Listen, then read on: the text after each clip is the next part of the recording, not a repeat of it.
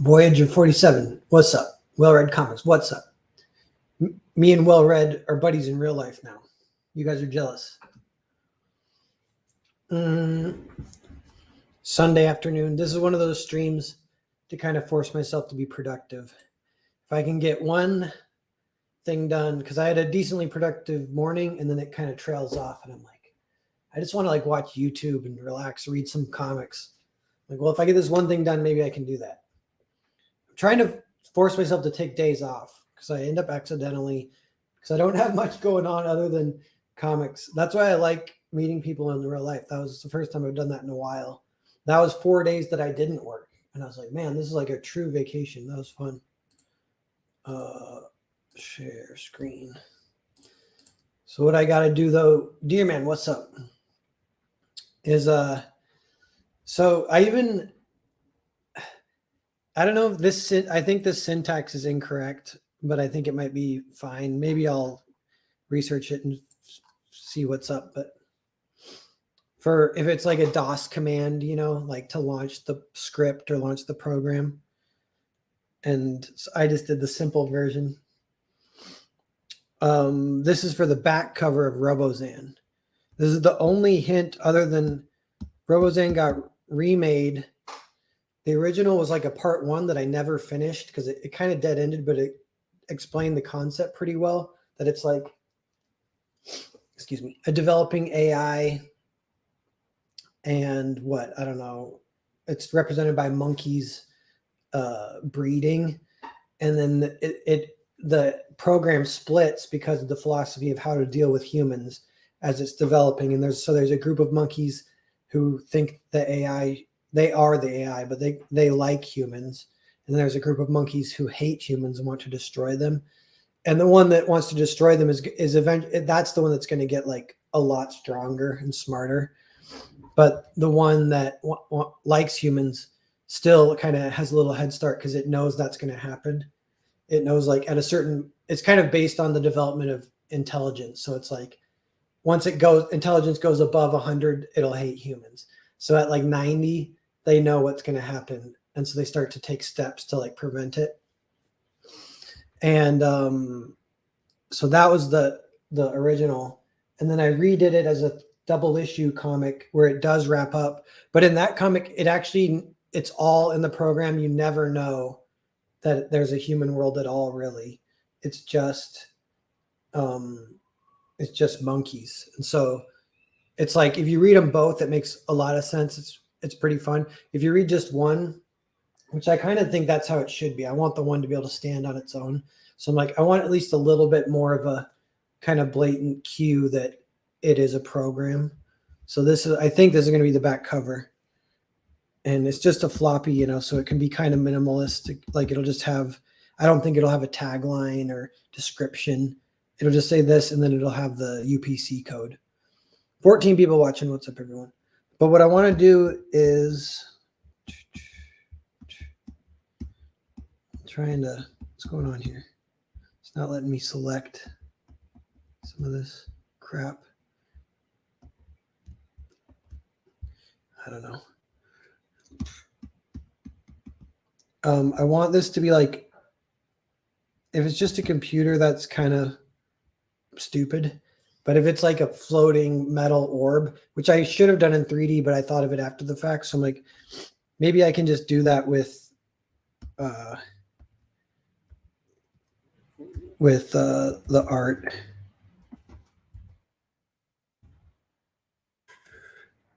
So like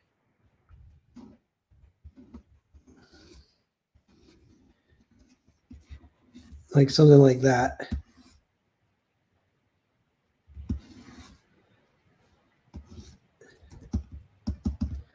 Wonder what's going on with.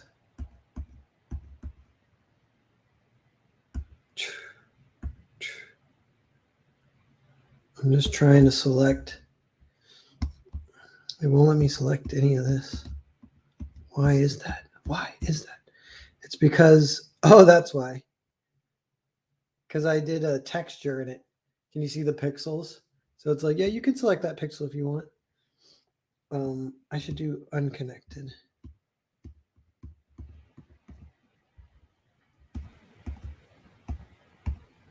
Okay. Might be close enough.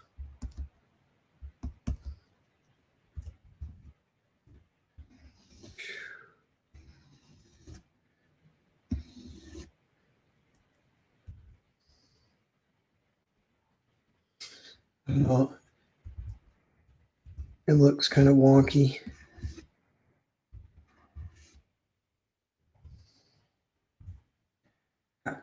Doing that.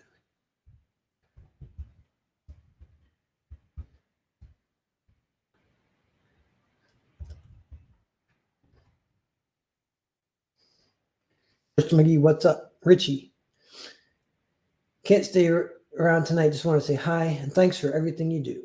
Thanks, Richie. Antonio the Guido, you had me at monkey.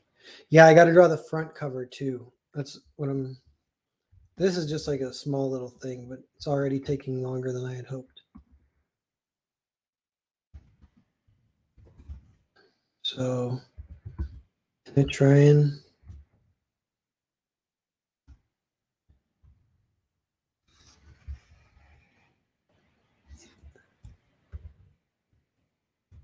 See if I can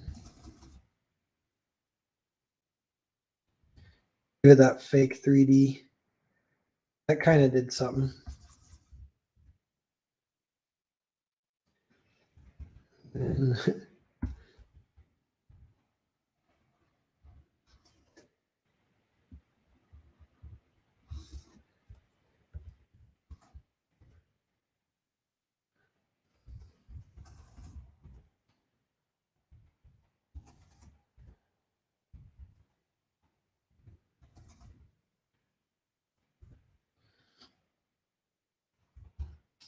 And then we got to get gray background.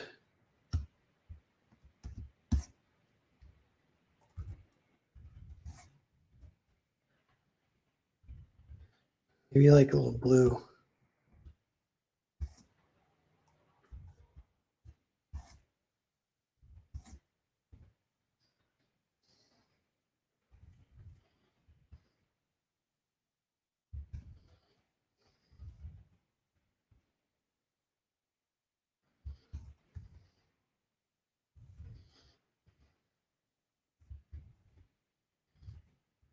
Maybe.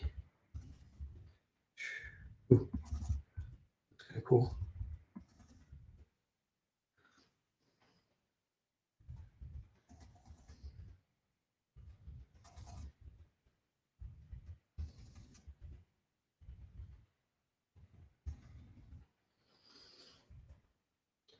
I've been drawing a little bit more with traditional art, and it's so different. And then I go back to digital, and it's like all Control Z, all super fast strokes. Traditional art, you got to go a little slower.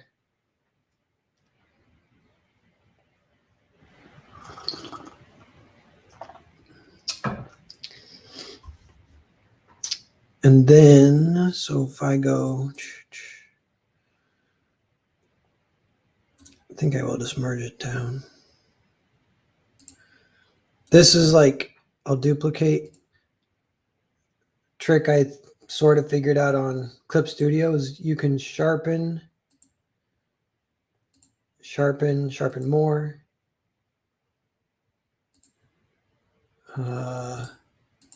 I have this do it on a separate layer so you don't mess it up. Sharpen more. Let me see what we're getting here. It starts to like do weird stuff. That's kind of cool. Sharpen more. Oh yeah, look at that. See, that's cool. And then I'll try one more just to see. Sharpen. No, the previous one was cooler. And then I can kind of use this almost as like as a texture. See, that actually looks really cool, except it's just a little super dark. That's with overlay.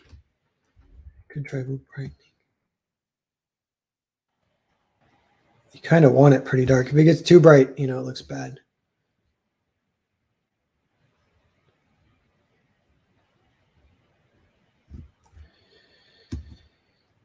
I'll just, if I want to commit, then I go merge down. I can always undo, but I'll look at some.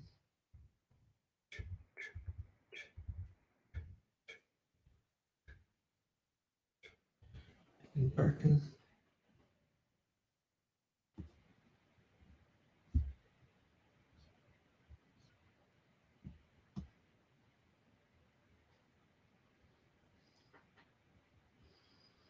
Wow, wow, wow, wow, wow, wow.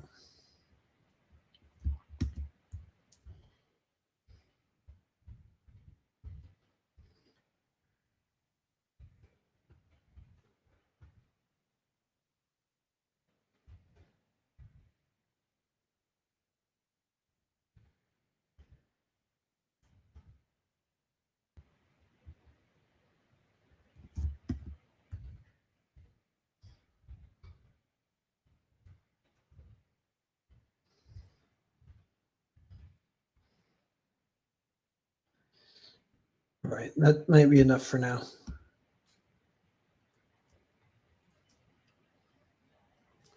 Popping Rico. Heard there's a bully here. Sark, Earthbound Grand Prix. Wallowing greetings.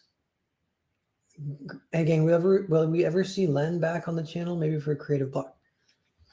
Maybe. I gotta think of something. Yeah, like if he does a new movie, I could watch it and have him on or something. I don't know.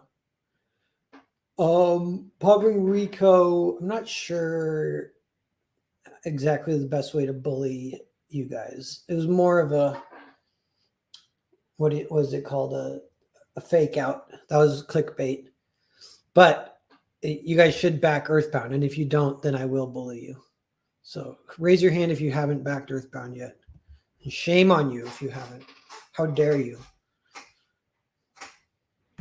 File. Okay. Whoop, whoop, whoop, whoop, whoop. Here's the monkey cover. We can just keep up going. Again, kind of with the digital art, you can kind of go faster. And in some ways it's weird, but it kind of looks better faster you go. But don't want to go too fast.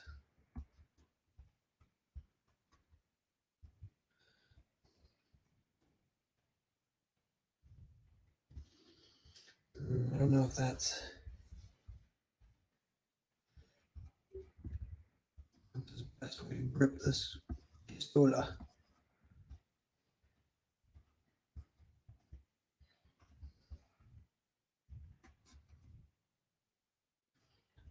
Flip the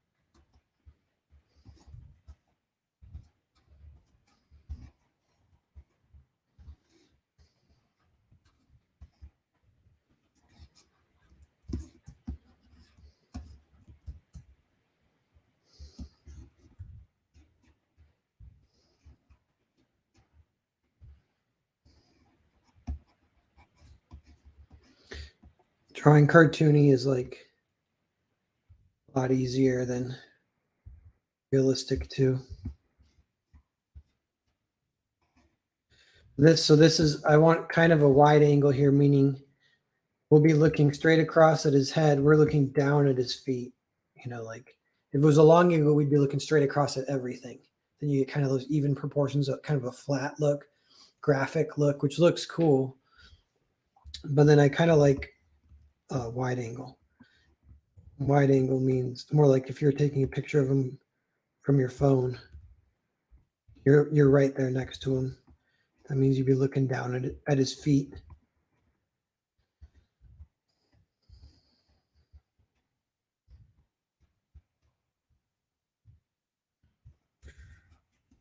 And the back foot's, higher.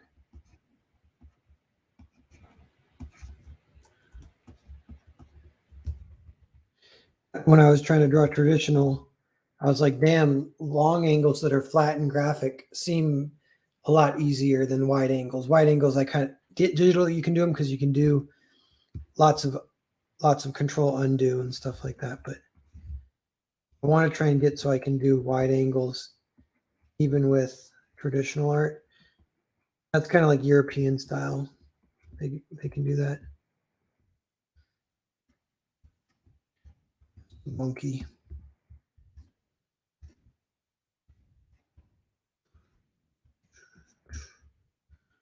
These are kind of like the Nazi monkeys or fascist or whatever. They're the bad guys.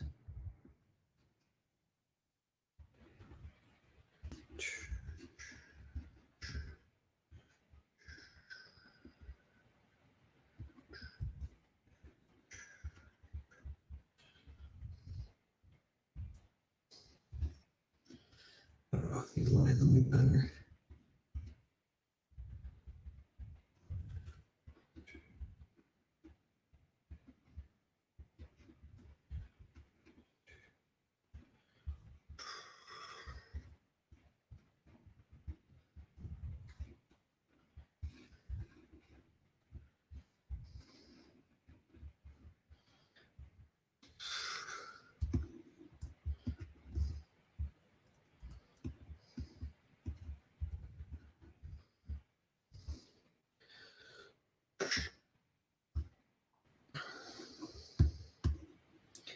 I gotta draw their tails still.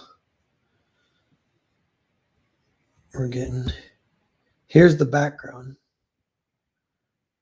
So it's like collage. Like they're just going to be slapped over this kind of crazy background.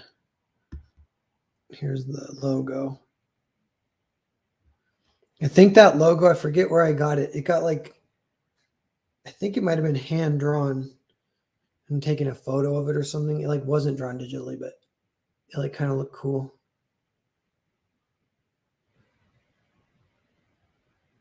Hype Wizard. I was about to stream. Do you want to stream together? Sure. I'll send you the link. Hype Wiz. My beautiful dark twisted faggotry says, please bully me. Faggotry, back Earthbound. If you haven't backed Earthbound, shame on you. Shame on you, sir. How dare you? Who do you think you are?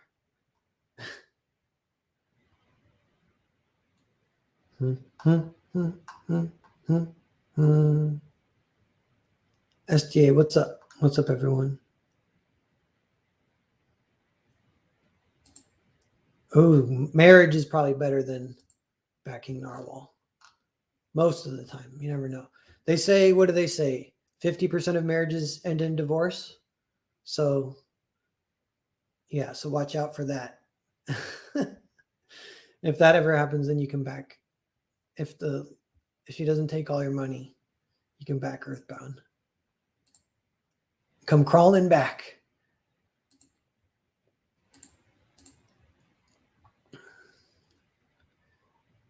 What am I doing? I'm getting the link.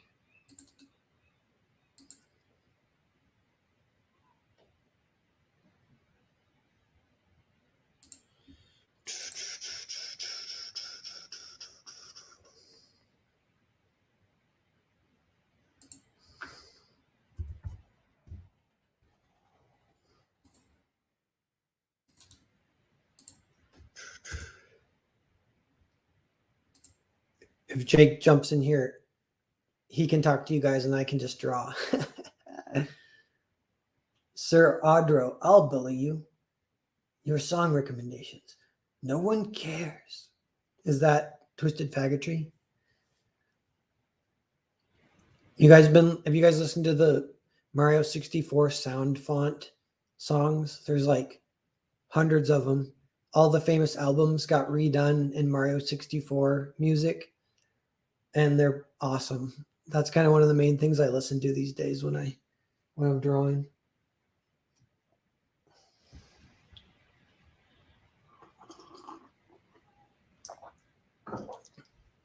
Okay, I have to finish this. If I finish this page, it will be a pretty productive day and I can frickin' relax. So what I must do, gotta draw these boys. Where should their tails be? I don't want their tails blocking.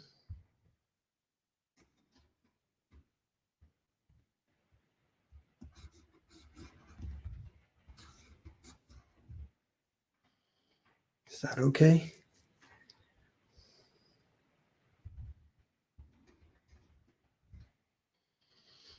Maybe just like that. I don't know.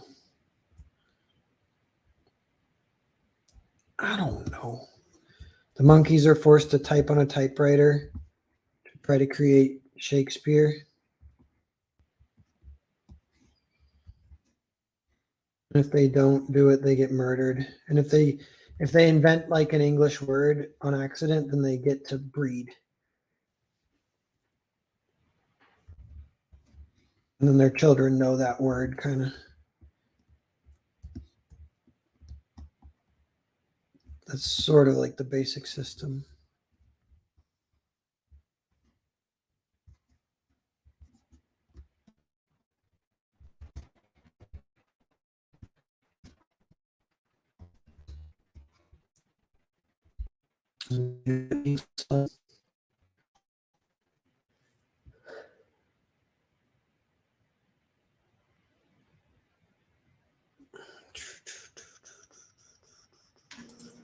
Yo, what's up, Jake?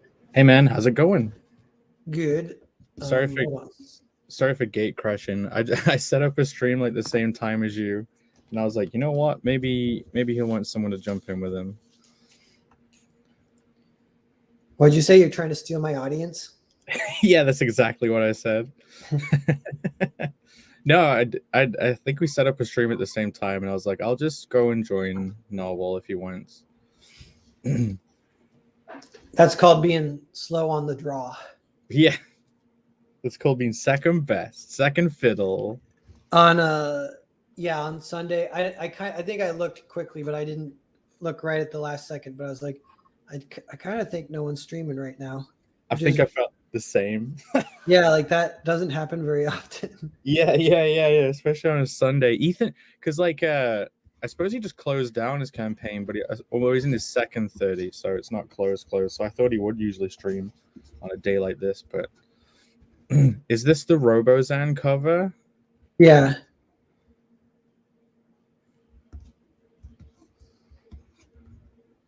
Where are my headphones? Finding headphones.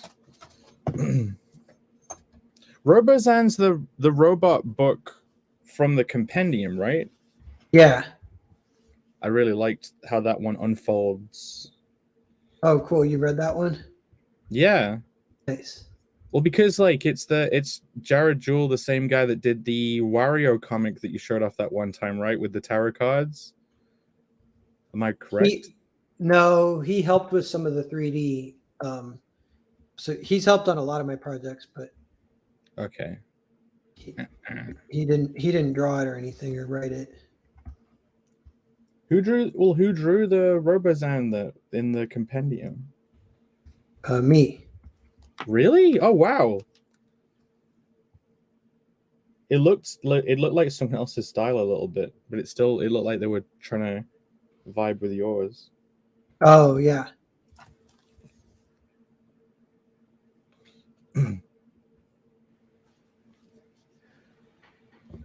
How you doing anyway? How you been since you got back from the trip? Good. I I've fully rested up, and then now I'm like bored here now, because when I first got back I was like oh, it's good to take an opportunity to rest, and I was like, that was fun, but that was like intense 4 days. So I'm like, I just want to chill. But then now that I've fully chilled, I'm like, shit, I want to go back to Tampa now. Yeah, I'm trying to get back into my routine and not feel like something's missing. You come away from a trip like that and you're like, what? Yeah, that's kind of how I feel. It made me think too. It's like yeah, like around here, I don't have that many friends. I mean, same.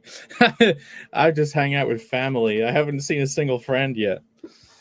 Yeah, and I don't know around here. Oh yeah, around here, I do have to self censor a lot.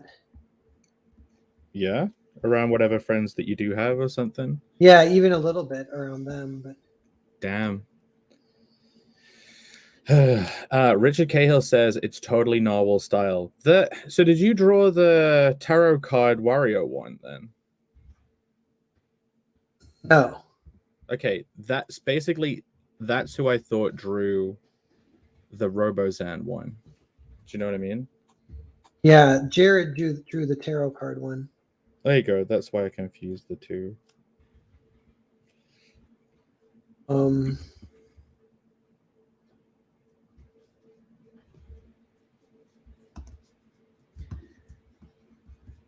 Yeah, I slept for like 2 days after getting back, and I was like, I need to get out of bed and do something.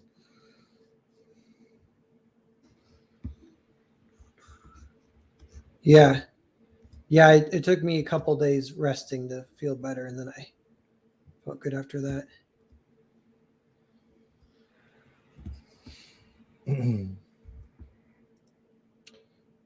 Congratulations on launching Earthbound on Indiegogo as well. You're already up to like what, 1,460? Yeah. 29 backers. That's awesome. Yeah, it's interesting data kind of. There's still a fair amount of Indiegogo backers Mm. that are out there. Scotty Richard, I've been in the South Dakota Black Hills for the last 3 weeks. It's hard to go back to normal now. Yeah. Scotty, you got to make it to one of these conventions next year. You're another one that dude would be sweet to meet in person. 38 people watching. How's it going, everyone? Hanging out, drawing monkeys.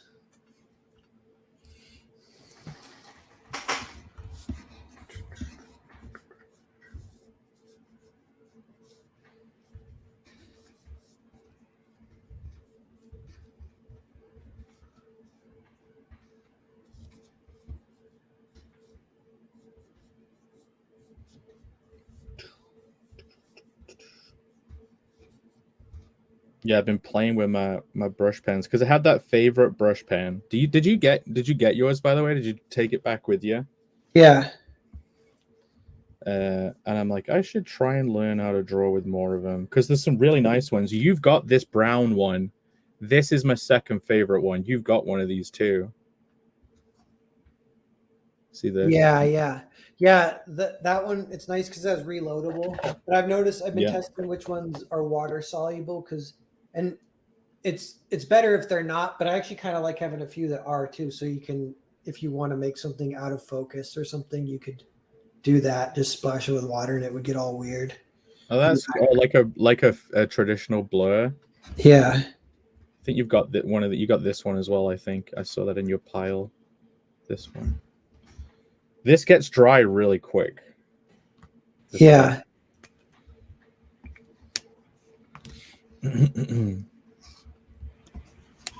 Marumi says he may be older, but recovery was pretty quick. Like I didn't get sick. You got sick a bit, but then recovered quickly. I know a couple of other people got ill.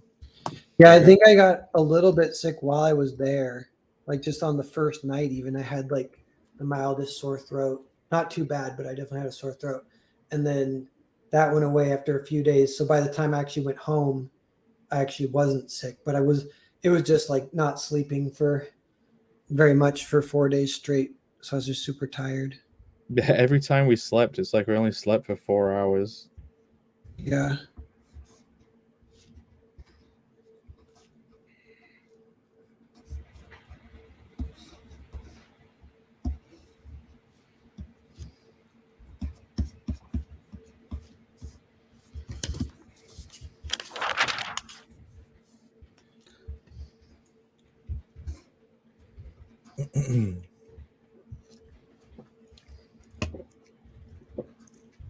Yeah, Scotty Rich says, I'll make an effort to go to the next con. Yeah, they're really fun. You should, Scotty. It's just like a release of energy. Then you come back feeling energized, funnily enough. I'm so motivated now after that trip. Bancroft says, so how bad was Jake snoring, really? Oh, yeah. Do you mind if I say anything, or do you want to keep it a secret? No. Say whatever you want. You can be as mean as you want. I don't mind. It's true. I've never heard louder snoring than that, or thought that it could be possible. It actually thought at one point it almost sounded like if someone was just screaming, like in the room. Like, that's about how loud it was. I was like, damn! Like, you got to be sucking back as hard as you can and snoring as loud as you can. That's like what Jake sounded like. And when that was happening, I couldn't sleep. But that only happened for a little bit, and then he would quit snoring out of nowhere, and I'd be like, did he die? What happened? I've had girlfriends who ask the same thing. They're like, you stopped snoring and I thought you were dead. Yeah.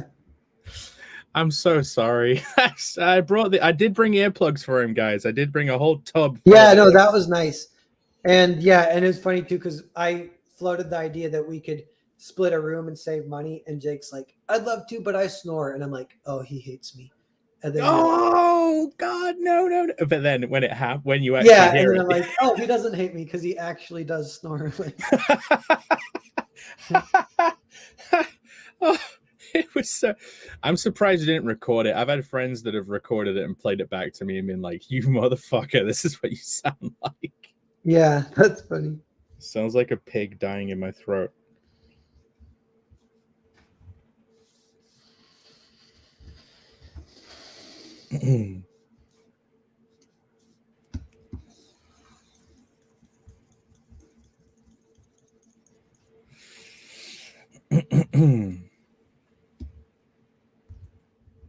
Alimina says, sleep on your side, Jake? Yeah, maybe I'd rolled onto my back. I try and stay on my side as much as possible, but and face away from the other person too. 41 people in the chat. Of the 41, who hasn't backed Earthbound? If you haven't backed it, shame on you. How dare you? That's all I have to say. You got to put a poll. Yeah.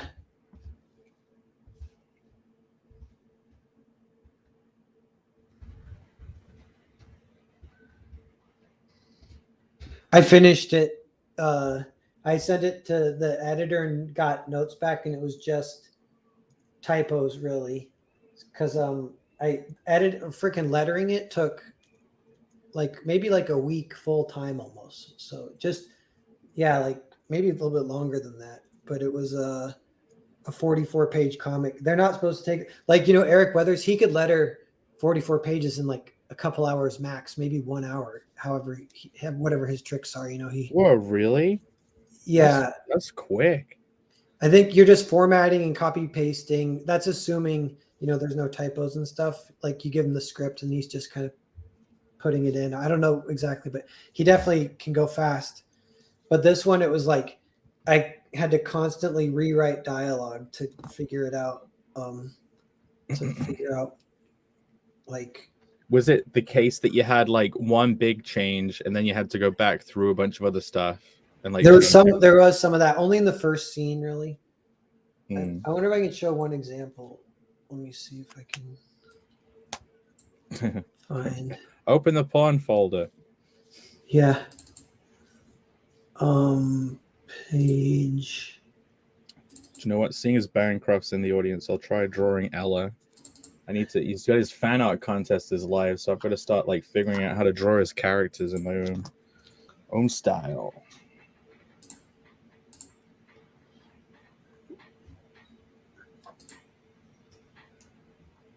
Okay. Yeah, so I don't have the before and after, so it's not the best example, but I think the first time through, they're just high-fiving after surviving like a close encounter kind of thing. And I was like, well, they could say nothing. And then I'm like, in the script, there's nothing. And then I'm like, well, maybe they should say something. And I was like, what do they say? Like, booyah? I was like, no. And then I had one say like, so what I actually typed in, I had one guy say, "You're breathtaking," and the other guy goes, "No, you're breathtaking," and I was like, haha. I was like laughing to myself, like I put in a Keanu Reeves reference. But then I went back and read it, and I'm like, no, it's too distracting because it takes people out of the book. Yeah. So then I delete that, and then I was like, yeah, like booyah or whatever, or like nice job, you too. And it was like, I'm like, this is so stupid. And then I finally got this where I was like, this actually is a little something because it's the fat blue guy who saved him. And this guy goes, couldn't have done it without you. And he goes, thanks. So then there's actually some character work being done on the panel or whatever. Yeah. But that took me like a week to figure that out. To figure that out. That's great. Mm-hmm.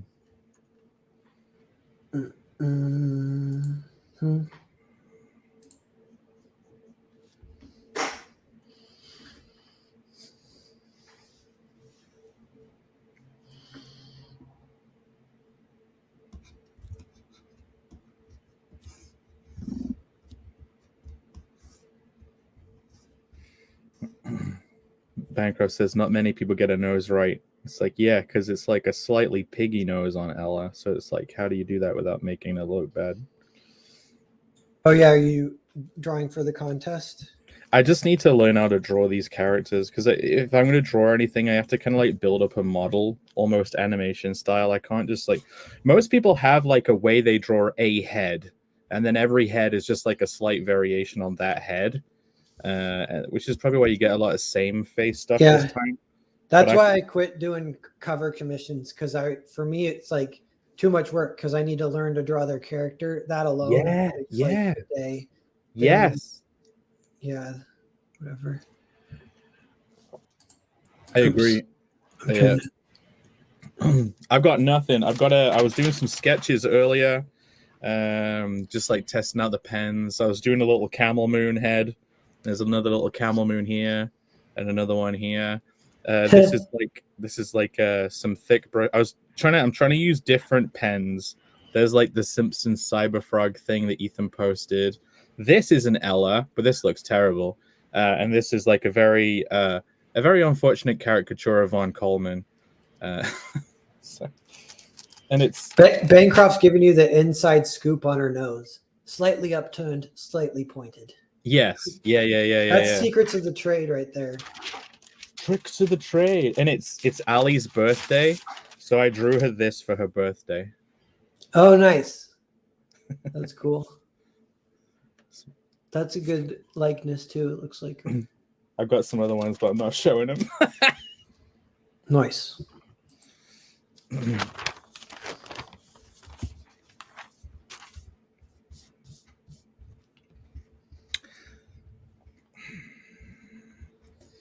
Yeah, so like when you want to draw people's characters, it's like you want just like sheets of them from a normal angle, pulling a normal face, and you can hardly ever find them unless you go through the book, and then you have to like hold it open whilst drawing it because you can't like keep it open.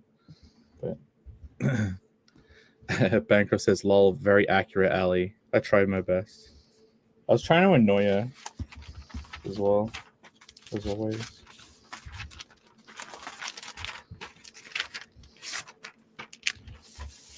I did this one.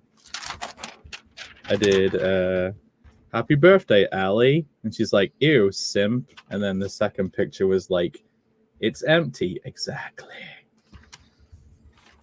Nice. Did she call you a simp in real life or just No, I'm getting ahead of it. Yeah. She can't call me a simp if I call myself a simp first.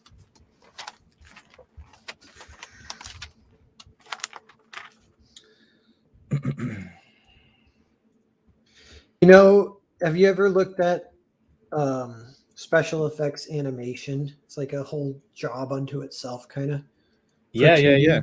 Like how to draw electricity, fire, water, stuff like that. Yeah. There's an artist named Michel Gagne, and for some reason I've latched onto him and liked him way back in the day. He did a comic called The Saga of Rex, and he worked on like all sorts. I think he worked on the Iron Giant. But he was like a big animation guy in the 90s. He'd just go on the team and he would be the special effects guy. And yeah, so his specialty is like animating electricity. And there's like, it's kind of fun seeing how he does it because he's so good at it. You see like the ultimate way to draw and animate fire, electricity, like all that stuff. And it's like, it's kind of like all the stuff about animation applies, but then to fire. So he's like caricaturizing fire. Yeah.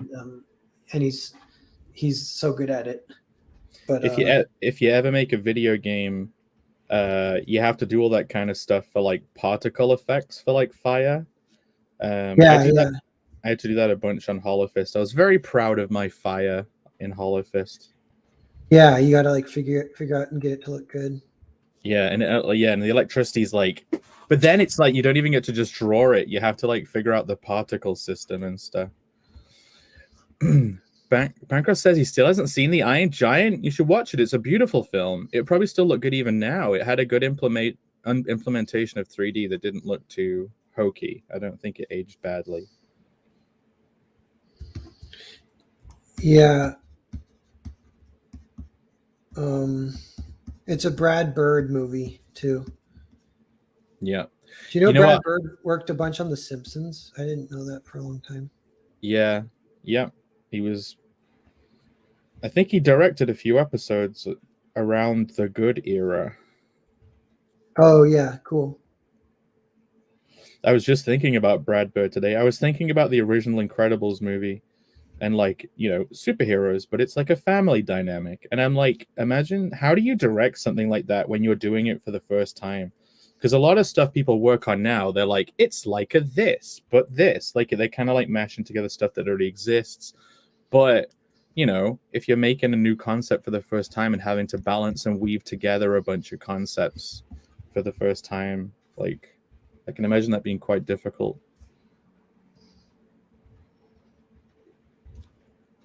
For starting a show?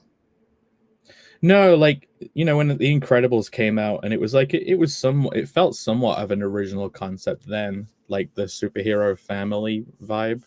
Yeah. And it just as a director, being able to marshal all of those things to actually make it fit a vision you have, not just having the vision, but then being able to actually make it come together. It must be so hard. I don't know how the people can do it. Yeah, that's true. I think there were in some of the Incredibles bonus features, it sounded like Brad Bird is pretty good at like motivating people to go above and beyond. And one of the things they said that he would say to him, someone said that he said, I feel like I'm at an all you can eat smorgasbord and all you're giving me is like salty day old almonds or something like that. And the guy's like, so I think it was meant to be like a compliment, like you're capable of like everything in the book that to really satisfy what I need, yet you're only giving me this much. How come? Whatever. Yeah, that's it. It's a creative way of putting it, right? Instead of just saying, this sucks, do a better job. Yeah. Yeah, Sir Radio says Brad Bird did a pretty decent MI film after the third one. Yeah, I've heard some people say that his is their like least favorite or whatever. It might be my most favorite. I love the super tall high building. That whole section is so fun.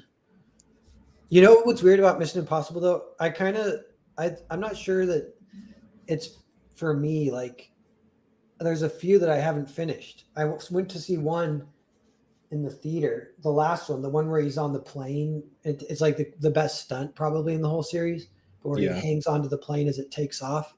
I think that one's called Fallout, I think. But so that movie's 3 hours long. And so I watched for 2 hours and then I left. I was like, I just don't care. Like this is too much for like just a little action movie. Cause I think it was a structural problem a little bit. Like they just had too many climaxes where then it's just like, oh, I guess we're back to the movie isn't over yet. So there's more shit that they got to do. Oh, it feels like a conclusion, but then it just picks up and keeps going again. Yeah, because it's like it's a MacGuffin thing, and they're like going for the MacGuffin, then they get it, and then they lose it, and then they get it, and then they lose it, and they get it, and they lose it, and then I left because I was like, Oh, that's that too sucks. much, too many times. Yeah, I was watching it. It's Sunday, so I went to hang with my mom, and we always watch a film on the Sundays. And she always wants to watch cartoon alien films, which just means a CGI, anything with a CGI alien in it. So we ended up watching lots of very terrible Netflix things, and like it was so insufferable. Just every character, it felt like it felt like a really high budget version of like Birdemic or something. Like the level of acting. Oh yeah, Um, but and what? yeah, And you don't know what movie it was, or I can try and look it up. There was like aliens and they steal humans and like take their brains and put them into their bodies to control them. And it's like on paper that sounds like an interesting concept, but they just never do it. It was just by the numbers, crappy actiony nothingness. It felt like you're just eating mayonnaise, this sci-fi version of mayonnaise. yeah.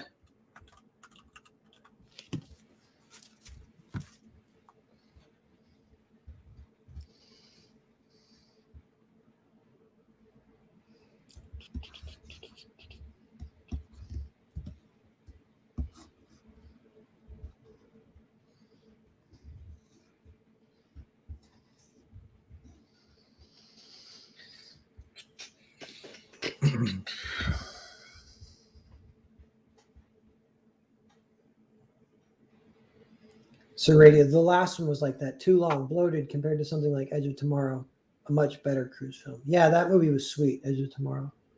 Yeah, I did see the last one, and I made it through the whole thing, but even that one I was like, you know, what's funny? That one had kind of for me, it there's like random plot holes that I'll hate them more than other people will, and for me sometimes they'll like ruin the movie, and that one did have one that ruined the movie for me because they set up that. Are you there, or am I talking to myself?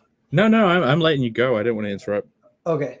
Yeah, and it's that they set up that Tom Cruise has to get on the train, and it's like kind of intense, or like the whole plan is like pretty crazy. Like his plan is to like get a motorcycle, and then when the train has to slow down around a sharp turn, he's gonna be there at the same time on the motorcycle, hit a jump off a mountain and land on the train. And the train won't be going super fast because it's going around the turn, so that perfect timing is necessary. Blah blah blah. It ends up going wrong, and then he ends up parachuting onto the plane somehow. It's like the main stunt of the whole movie is because he can't get on the train. So as soon as they finish that, they talk about how intense and hard it's going to be for him to get on the train. They just cut to the bad guy, and it's a girl. She's waiting on a bridge. The train goes under the bridge, and she hops on. And I was like, why didn't Tom Cruise just do that? Oh no, yeah, that completely ruins it. Yeah, like why didn't he just do that? Yeah. So that ruined the entire movie for me. I actually hate that movie now. No. The one I watched today was called Beyond Skyline. Oh, okay. Because there's a movie called Skyline that's a famous bad movie a while back. Oh, they remade it. Or they made a sequel and it's just as bad. Yeah.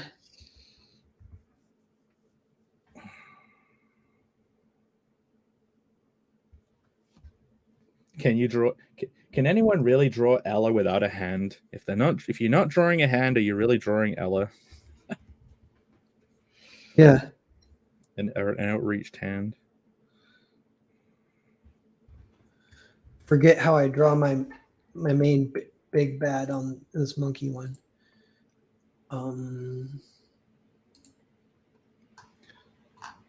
Sock says he's been meaning to read the manga Edge of Tomorrow was based on. I didn't know Edge of Tomorrow was based on a manga. Yeah. Bancroft says he watched Ant-Man on the plane. It was almost entirely CG. We could talk about this. You know what I watched on the plane? Bullet Train. Nice. So do you hate that film or what? Like, I don't know. Like I found out it's made by the people who made John Wick, and it kind of won me over as I watched it a second time because my roommates were watching it. So I watched it with them like a year ago, and I was like, I kind of care. I like, you'll end up liking sort of the bad guys, and you're wondering who's going to live and die. That means it's like an effective movie, so it's good. There are Mm. some things I hated about it. I was trying to remember. I think this is something your boy Zach said, but he said it's like they're trying to do a '90s style movie, but it's been so long that they don't remember exactly how to do it, so they end up doing like every fake cliche. Nothing is authentic. Everything is like one Yeah, note, two dimensional. Um, and I felt was like, plastic. Felt plastic. yeah, Yeah. it's like they can hit stuff right, but it's funny because it even has like good structure, it has some cleverness, it has all that, but it doesn't have like any like magic or any fun like auteur kind of stuff or whatever that the '90s stuff would have. Yeah, like when I watched it, I was like, it feels like they're trying to do their own version of a Tarantino-esque Kill Bill-ish vibe. Yeah, yeah. And it doesn't do well compared to that. It does do well compared to John Wick. You're like, oh, another pretty fun little action movie. That's But cool. apparently the John Wick people, they're doing another one called like Ballerina, and it's about a ballerina with guns. I'm like, Oh, nice. I'll actually will go see that in theaters. And then Dancing with Death. someone claimed that the John Wick people stole that idea from them, but I swear it's a lie, or not a lie, but there is like it was Jimmy Palmiotti, I think. Like not to if I hope I'm not wrong. If it's not, that's fine. But I think he was saying I did a comic about a ballerina with guns 10 years ago, and now they're doing a movie about a ballerina with guns, and they didn't pay me at all. They didn't. Oh, get lost. You don't deserve any money for that. Get lost. Yeah, Like, yeah. The that's nothing. idea of a ballerina with guns is like so like normal. Like it's not that. But If you care about the health of these industries, you wouldn't care as much about like your ownership of a small idea like that. Like what? That's just a conceptual thing. yeah, you can't really own all ballerinas with guns just because you did one comic. And I don't even know if he did the comic. He might have said like he pitched it and then it got denied or something like that. Bancroft says it was too dumb for him, and it was totally trying to be Kill Bill, but it wasn't. It was more like Warrior Nun. Yeah, it felt too plasticky, and the stylish elements just felt kind of cheap. But it did win me over simply because of its structure. I came to appreciate its structure by the end, but it was Yeah, annoying. It was I really like annoying. I like the kick-ass guy who I guess he's a Brit, but he's cool. He's he's in Tenet and some other stuff. Like he's like randomly in movies, and I'm like, he's cool. He turned into like a pretty badass British actor. Like he could be Bond one day or something. But I wonder who they're actually going to choose for the next Bond. If they're not going to yeah, I choose, thought it would be cool if they picked Idris Elba. it really would. Go on. Yeah, and then I think it's kind of like fake news, but they were saying that Idris Elba said he didn't want to be Bond because there was too much of a negative reaction online. Mm, And I think maybe he did really say that, but the reason the negative reaction, it was like 5 people on Twitter and then that was like reported by BBC, so then they blow it up on purpose to make a thing out of it. So yeah. we're all like, dude, Idris Elba, you would be a good Bond. So nobody cares. Like it's a little bit different than like the April O'Neil swap they did where they made her fat and they Do you made see her. that? Do you see those concepts? Did you Yeah, see? yeah. I know. Vaughn tweeted about it good. He's like, what do you, I know someone was like, I relate to this because they wanted to make her more relatable, they said. Yeah, it's like, okay, what is there to relate about this? Like, what is there to relate to in this? Like, I got a weird, fucked up dough face that's like all ski with. Like, Yeah. one of his points is made is like the design itself is almost racist because they're like, okay, I need to make the character black, so I'm just gonna make it like a fucked up potato person. Yeah.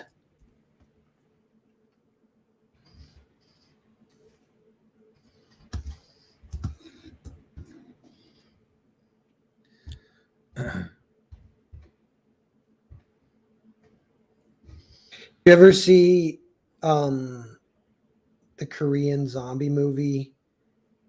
And I forget what it's called right now. Um Train to Busan. No, I'll look it up though. I think you'd like that one. That one's like, I mean, it's just a zombie movie, but it does everything right. It hits every beat correctly. It's kind of a perfect little movie. I think it got pretty famous when it came out a few years ago. But Is it in English or is it like subbed or dubbed or what? Because it's like Korean.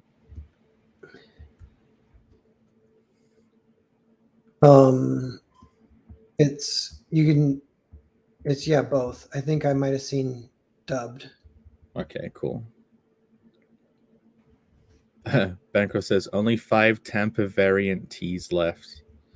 I'm saving yours that I brought back with me. You know that what's funny? You left a bunch of those Soy Zorro cards in the hotel room. I'm like, I'm taking these. Oh, nice. So I have all of them.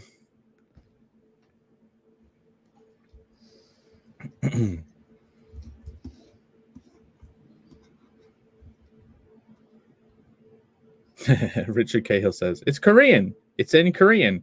Yeah, but they dub stuff sometimes. Squid Games was Korean too, right? They dubbed that. Yeah.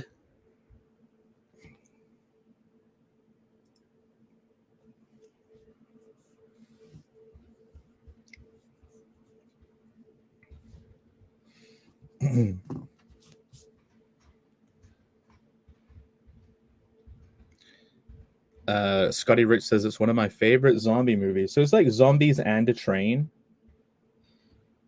Yeah, but I don't remember it being like all about a train. I kind of forget. I think the train's just part of it. I think I remember there's like it does kind of the thing where they follow quite a few characters, and then by the end, it's been whittled down to just a handful. Oh, that's cool. But they follow like a baseball team, and the baseball team is like all have bats and stuff, so they survive a little bit longer. Yeah, I like it's like a video game class. It's like movies where you get character groups that are like video game classes. Yeah. Did you ever see The Warriors, the 70s movie about New York gangs? No, but did they have a similar thing with like groups of enemies? Yeah, and that's a classic. That's another one I'd recommend. I think you would like that one a lot. That one's a lot of fun. That one's based on a old Greek like book that a guy went on a one of the badass Greek dudes went on a he tagged along on a military thing. What do they call it? A campaign. He tagged along on a campaign. He wrote a book about the whole thing. But on that one, they went in with like this huge army, and then everything went really wrong really fast because it was like an army with a bunch of different countries were all coming together to make one super army, and they were going to try and fight Persia. So they go into Persia. The main dude who had made everything happen, immediately he got killed. So the armies all dispersed and gave up. So the Greek army was stuck behind enemy lines and had to get home. That's actually the exact plot of the Warriors, but it's just street gangs in New York instead of armies in Greece or whatever.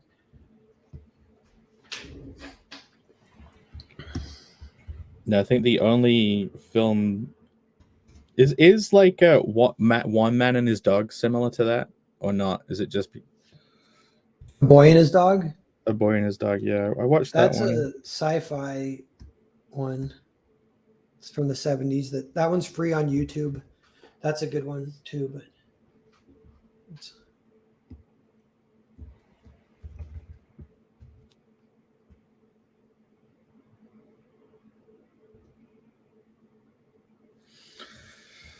Oh, this looks terrible.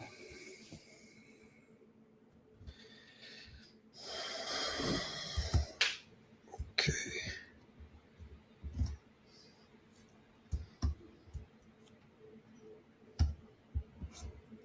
So is this the first bit of work you've done since getting back? No, I've been working a little bit everywhere a little bit, but You have a wall now and a door. yeah. And a little hatch to put a potted plant on.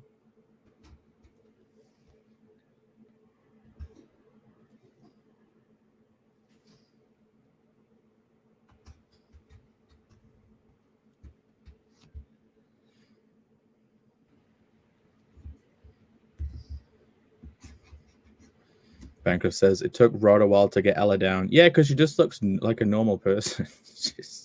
I'm normal person. How do you make me look unique and original? Yeah, she has to be pretty. Yeah.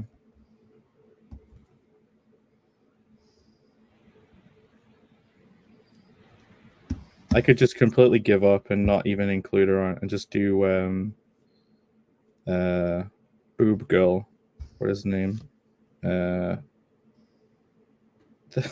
have a trading card ever. What I don't know a name. Amita. There we go. I'd like to meet her. There we go.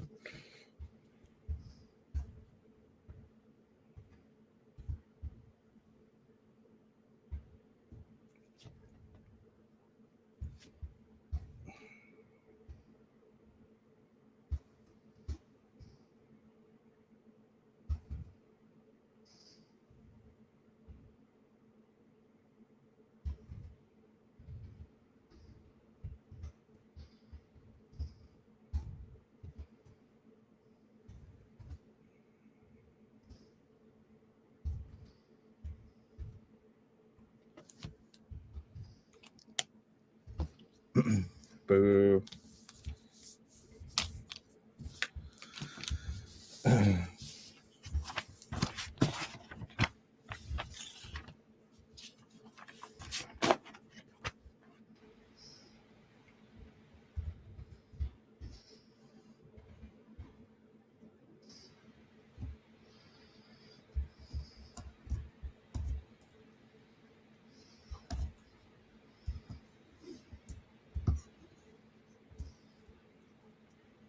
Hey, you know one thing I picked up? You know when we went to the graphic novel section at the convention? Yeah. So I got this thing called Northlanders. I'm gonna look for the book now, and I realized I'd got just randomly number 4, and then when we went back on the last day, I went there with Rini, and she was thumbing through, and she got she found all the others in there except for number 4, and I forgot to give it her. But I was looking it up, and it's actually kind of like 2 or 3 times the price to get it anywhere than it was at that show, and I was lucky to find a whole set, but it looked really cool. Nice.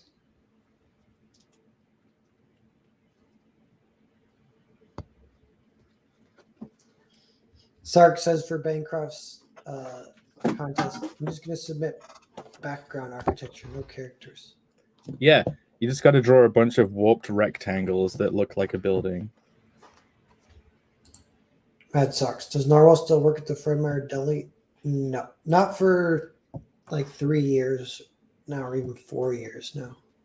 Been a pro comic guy, but just barely. But yeah, Just barely a pro. yeah, just like paying rent and buying food. And I actually can make a little bit to reinvest into comics. That's what like Cerberus was and stuff, hiring Monica to do it.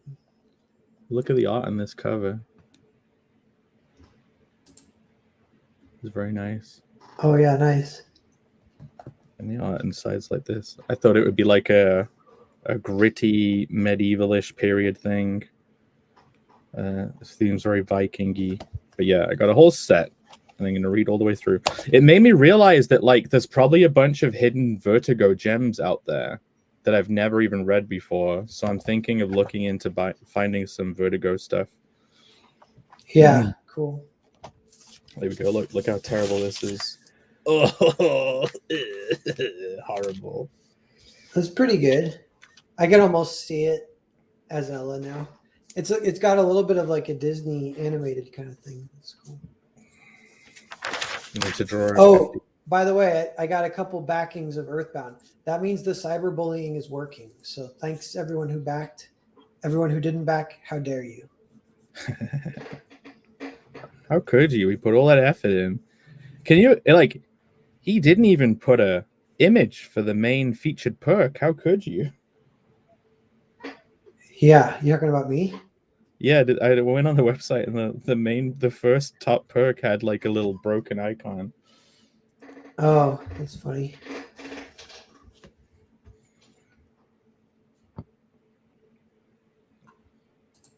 Ellie Munoz, Vertigo has a huge lineup. Yeah, a lot of the famous ones are that you hear are like Vertigo.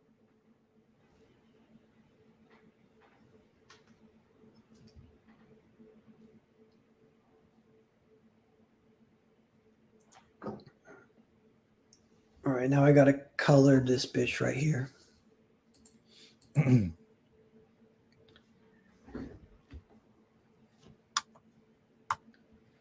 Yeah. So Curette says they have no power in the default state, apparently.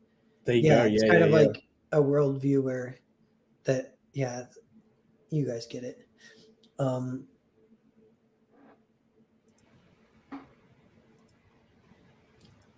Yeah. Yeah, it's like they want to make April O'Neil more grounded, so they change her race, and it's like, okay, so you're saying that this race can't be fantastical or heightenedly entertaining. This is just normal or something. Like, you know, this is grounded. Yeah, totally.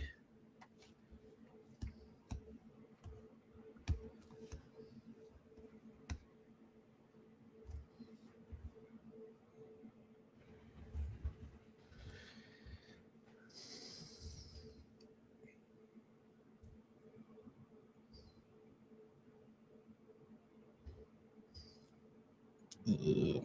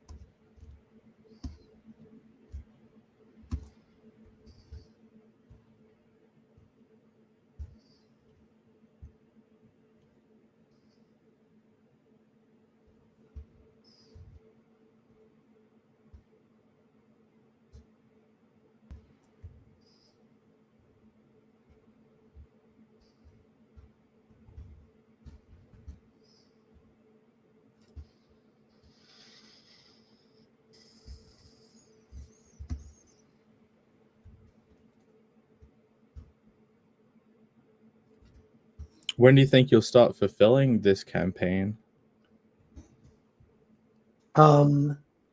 Right, this next month sometime.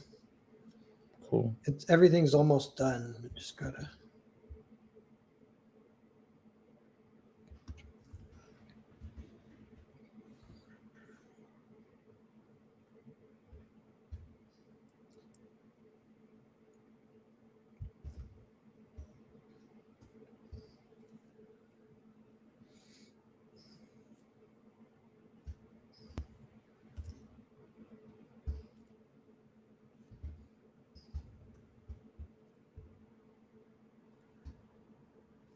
Oh, so lame.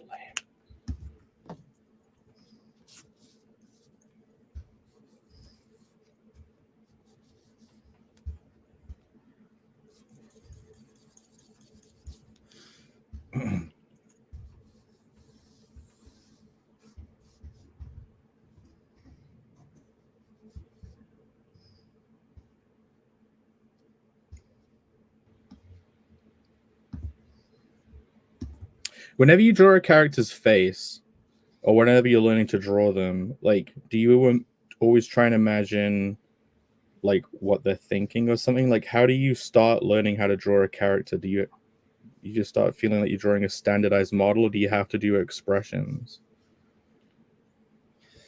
Yeah, I don't usually do that. Usually, what I'll do is I just draw it. If I draw it like 10 times, then the 10th one usually looks better than the first one. So now I'm kind of getting there.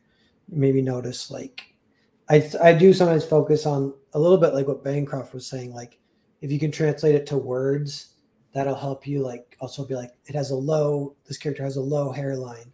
This character has like a round alcoholic nose. Okay, Blah, blah, blah. And if you say that stuff, then you start drawing it every time. that's interesting. Yeah.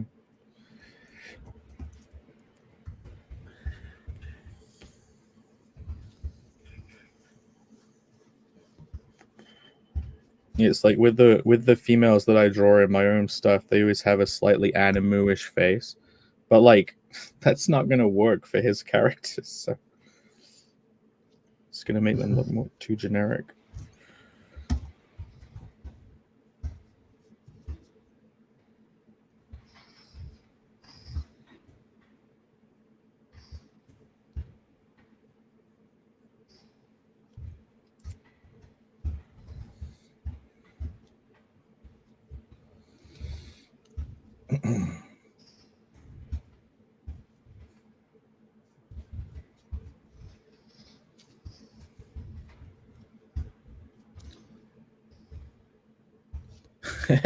RSB says, Jesus Christ, Dada.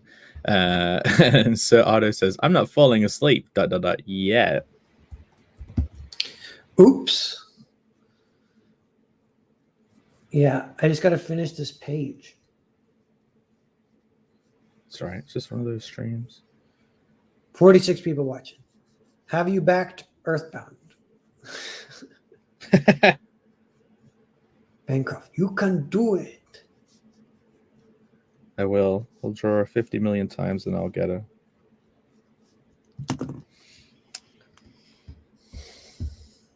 It's thinking of the idea of what to draw for that contest piece too, because it's like I always want to show the characters interacting, so it's like you have to know them as characters in order to do that. Like when you've done covers for people, like is it difficult because you're like, oh, well, do I just draw like a generic this piece looks good rule of cool thing? I just always want to get people to feel the characters through the cover. Yeah, if you can get a good idea for the actual illustration, that would help a lot. I don't know. There's like a story, if you think of a story idea with the illustration, but sometimes a fun design idea, like if it's if it's like a white background with the like graphically. Yeah. He does like he is a graphic designer. He does like graphic design. Maybe that'll maybe that could catch his interest. Sir Roger says, Clive Barker, anyone like or read his stuff? He was so big way back when. Yeah, I do. Like the thing is, I like Hellraiser. I love Hellraiser, and then I haven't seen too much of his other stuff really. But he directed Hellraiser, so he had some kind of a little bit different kind of path where he was a pretty famous author, and then he just directed his own movie. Who Michael Crichton might have done that too. The guy who wrote Jurassic Park. Yeah, because they adapted a ton of his books into movies, and I think at one point he might have directed a movie or two. Like maybe he wrote the one about the cowboys where you can robot cowboys that you can pay to kill or whatever at the theme park. Oh, is that one of his old books? Yeah. Westworld. Yeah, he wrote Westworld. I did not know that. Yeah, Jurassic Park and then Lost World are like one of the two of the like 4 books I've ever read in my life. I'm so illiterate. Oh, that's funny. Yeah, I've only read like 4 books ever. I've listened to a few, but it doesn't count as reading.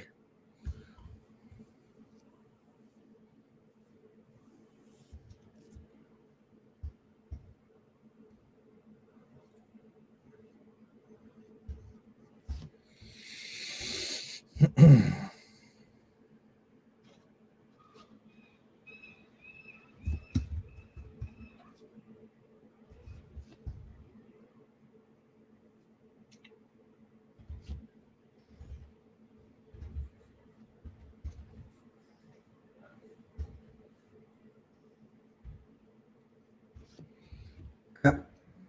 Accidentally use some brush here. Sada says, Jesus, read, man. That's bad. I never know what to pick, whether it comes to watching things, reading things. I don't know what to choose. I don't know where people get their suggestions for stuff. Like how you actually scout new media properly. But maybe that's cope. Yeah, it is hard. Even movies are like that.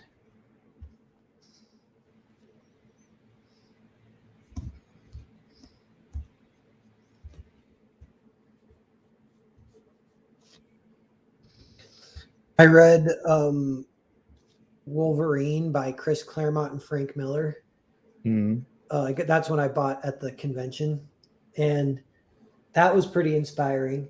It was funny. It was like it's a 4-issue miniseries, which isn't that long, so it's kind of pretty fast and fun.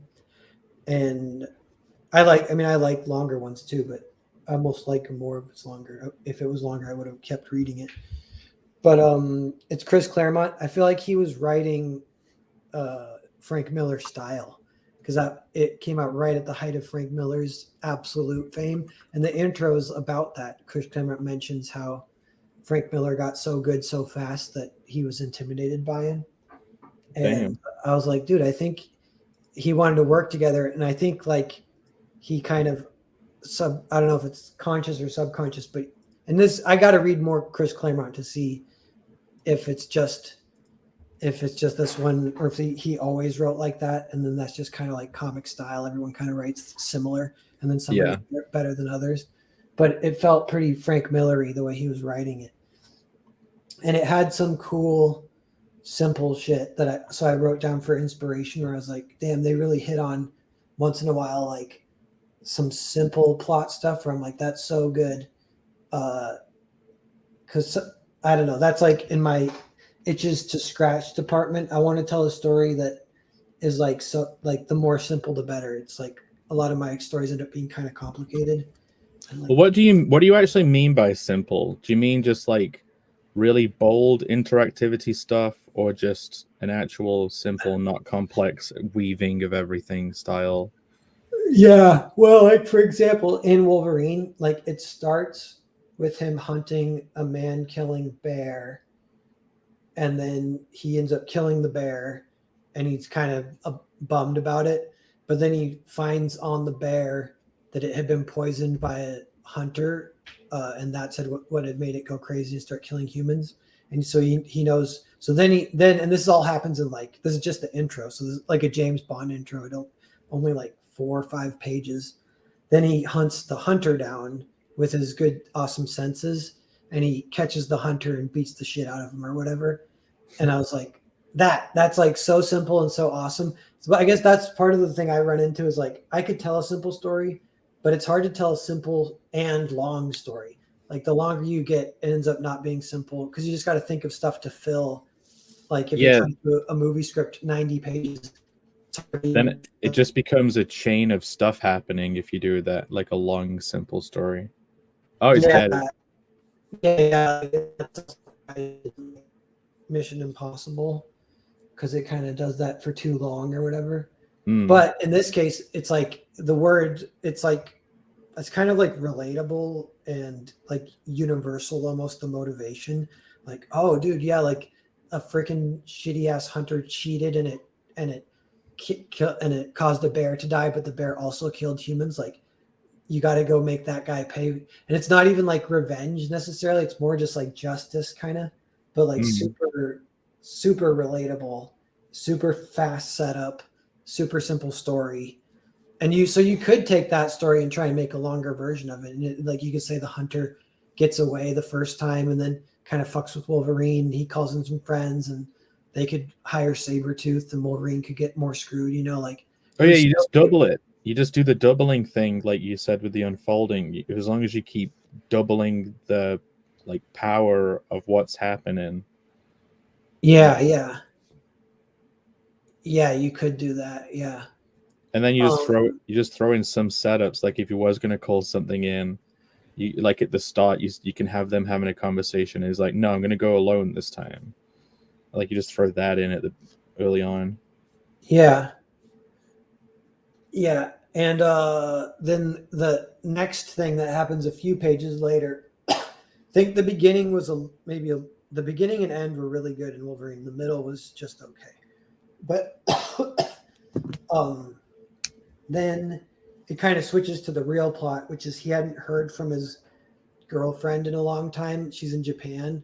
So she's like not responding to his phone calls. She's like cut him off. So he's like kind of heartbroken, but he also like has to see her just to see what's up or whatever. So he ends up and like the whole way, like people won't let him see her, but he's like beating him up basically. He finally gets to see her and he sees that she has been beaten or whatever. So then, and she's kind of been stuck in this marriage basically is why she hasn't been in touch with them that she was forced into. And Hmm. then that alone, again, it's kind of like, oh man, so relatable. Like not like that's happened to me, but it's like you can so like understand his motivation. It's so simple and strong. Yeah, well, Westerns hit that sometimes too, and I don't know how they do it, but it's so good.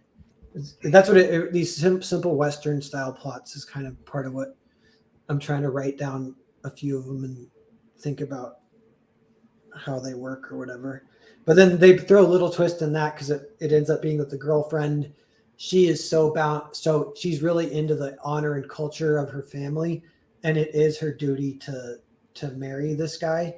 So she doesn't want Wolverine to mess with it, and the fact that he is really pisses her off, kind of. So like, it's not all like, oh, she's been beaten. I'm going to beat up the guy who's beating her up, and then the end, happy ending or whatever. yeah. But so they did it. They did it twice in like 10 pages. They hit these like super big motivations. That's like if I were like kind of an interactivity thing, but it's like whenever it clicks in and you're like, oh, I got to keep reading now. I got to see what's going to happen. And Yeah. there'll be points where that's not clicked in yet in the beginning, and then it does click in at some point, hopefully, and then you keep it for as long as you can, or the whole book. And some things like clicking harder than others. Like I feel like it in Jaws when they finally go out for they get the boat and go out for the big shark, and then the shark attacks the boat and the boat starts to sink. Like from that point, it's like you so can't stop watching. If you see it on TV, like you have to sit down and just start watching. Yeah. And that it's kind of like that with this Wolverine thing. Like he sees his girlfriend's been beaten up. You're like, oh shit, he's gonna be pissed. I gotta see this. Well, it's almost like you said in the interactivity book. As soon as you see that, you know that there's going to be a car crash later, right? Yeah. That is a big part of it, I think. Yeah.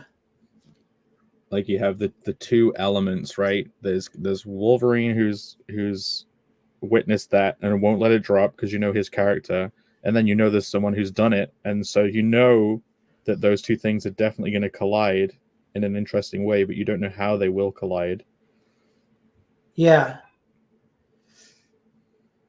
So I kind of want to make a list of these like super simple motivations that can be used. Like getting ripped off by someone is a big one I've seen before too, and it's kind of that relatable thing where you're like, well, fuck, I want to. That's Midnight Cowboy does that. Dustin Hoffman rips off Angelina Jolie's dad. I can't think of his name right now, but he's the main guy in it, and he goes to New York and to be a male prostitute, and but he ends up having to bang dudes a little bit, and he really hates that. And I really hate that. because he's like homeless. Yeah. So he's like, so then he meets another semi-homeless dude, and that's Dustin Hoffman. And Dustin Hoffman is like, I'll show you the ropes, kid, blah, blah, blah. Dustin Hoffman ends up ripping him off for like $60 or something. So then he eventually finds Dustin Hoffman. He's going to beat him up. And Dustin Hoffman's like, wait, please, I'm sorry. He's like so pathetic. And they end up becoming best friends. And it's like pretty good. That movie's amazing, actually. Except, one funny thing about it is that's a movie, like, speaking of, how we're watching, or we both saw Bullet Train. Yeah. Like Bullet Train like feels like a movie, like in every way, Midnight Cowboy feels, it's like more like a novel, it's like not, it doesn't feel like a movie at all. It feels like it feels like super real, super complex. Although it's like simple, the plot is like there isn't a plot almost. It's just him and Dustin Hoffman living in New York, barely getting by for a little bit. And then Dustin Hoffman gets sick and they decide to go to Florida. And then they get to Florida, but Dustin Hoffman dies before they get there. And that's the end of the movie. And that's like 2 hours of like just stuff happening. But it's like so good. It's so much more like honest and like real art, like human and everything. But it's like very beautiful. But at the end, the Angelina Jolie's dad, he has to take one final gig for them to get money to get to Florida. So he has to bang this dude. And he hates it so much that he ends up killing the guy and taking his money instead of banging him and taking his money. Yeah. So he like murders someone at the end, and then he escapes. So you don't know what's going to happen from that. But it's like he's not like he's the main character, but yeah, he like kills someone right at the end. Does that conclude, or like does he just is that like the ending? It ends with him finding out Dustin Hoffman's dead. They're on the bus almost to Florida, and Dustin Hoffman's dead, and then he just sits there with his dead buddy for like 5 minutes, and then the movie ends. Oh. I like that you accidentally made the pun of showing him the ropes when it comes to male prostitution. Yeah. He didn't get it. No. Later. Doesn't matter. 40% Zed says John Voight. Yeah. Dearman says Midnight Cowboy is the only X-rated movie to win an Oscar. But yeah, so a lot of those movies in the 70s, they're all like that, and it's really fun. They're all like, it's not right to say that they're like novels, but they're not like movies, like the way we think of movies now. Like they're not like hero's journey, blah blah blah. That kind of happened after Star Wars. Every movie kind of became more and more like that. And you can still, I wonder, it's kind of hard to find exceptions like today, like a movie that's just like telling a super cool Correct. human story. I feel like a lot of it, some of it has to be down to the visuals. It's just everything is so glitzily filmed now. Even if they did do a story like that, it would just look too vibrant and poppy by default. Like you'd feel those 8K cameras. Do you know what I mean? Yeah, I agree with that. Actually, yeah, I've told you or mentioned this before, but I think that's like a little bit of a secret is like if you look at 16 millimeter film and then look at resolution and you're like, which one does it look like? It doesn't look like 1080. It looks like 640 is what 16 millimeter looks like. And then people always say, no, because film can actually be like 8K. And I'm like, I get that. But just look at them, like, try to mix and match, like which is which. And so people, for some reason, they hate 640. I'm like, 640, that's what DVDs were. I never noticed DVD. I always thought DVDs looked great, and they still do, I think. I don't know.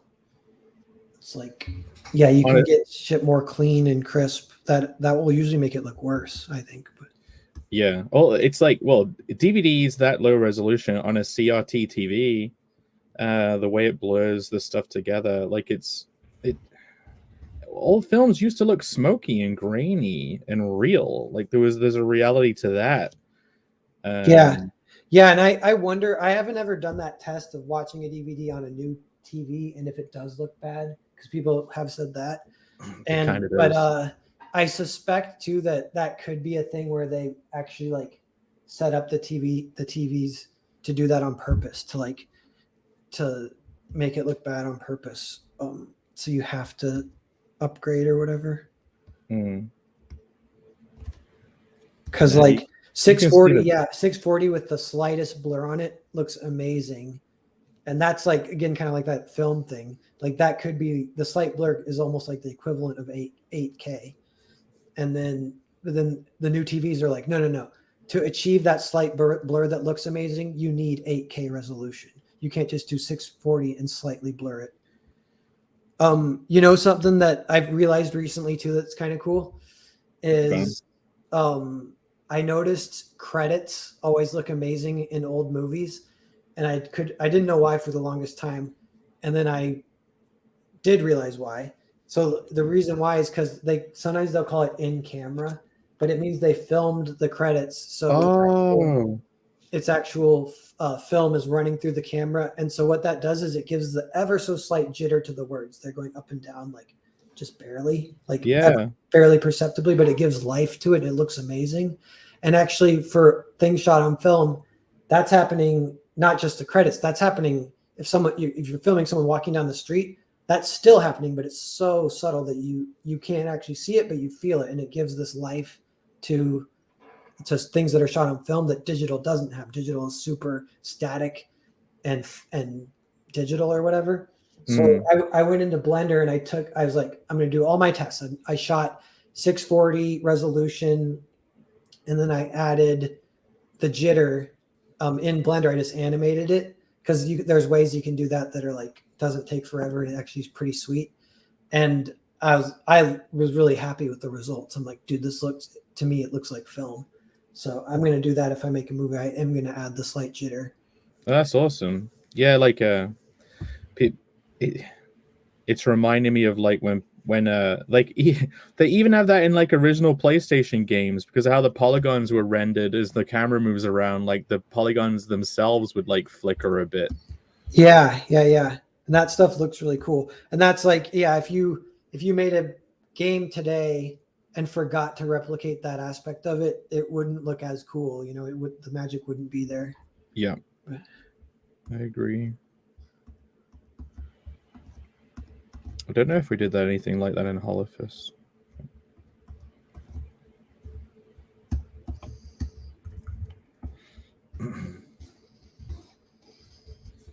But yeah, there's a beautiful aesthetic you can get if you were to make a game now. If you were to get like a lower poly, but you can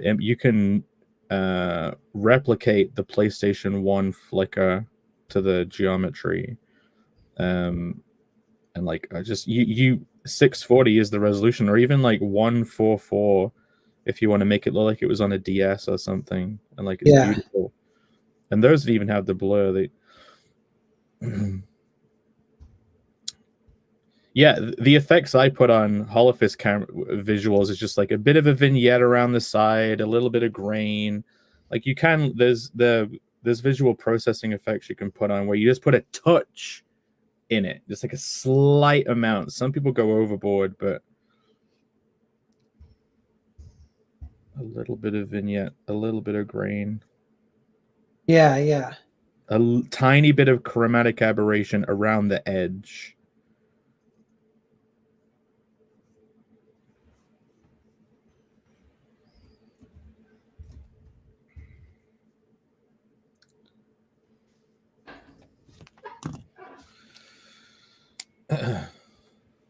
Yeah, Bancroft says nothing is ever purely still. Very true. Yeah. He said Arcane added jitter and it made a huge difference. Yeah. I would probably maybe do that even to animation. It's funny that comes from film is why we think that looks cool those because film running through the camera or whatever.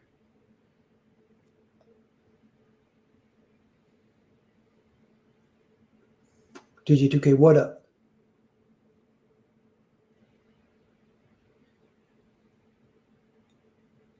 Yeah, Michael DJ. It's like running stereo signal through a vacuum tube section or tube guitar amp. That particular distortion is artistically pleasing. A happy accident of vintage engineering. Yeah, and maybe it's like we grew up on it, so we are nostalgic for it. It creates what we expect, but then it is like a happy accident. I think a little bit objectively, like it does sound good.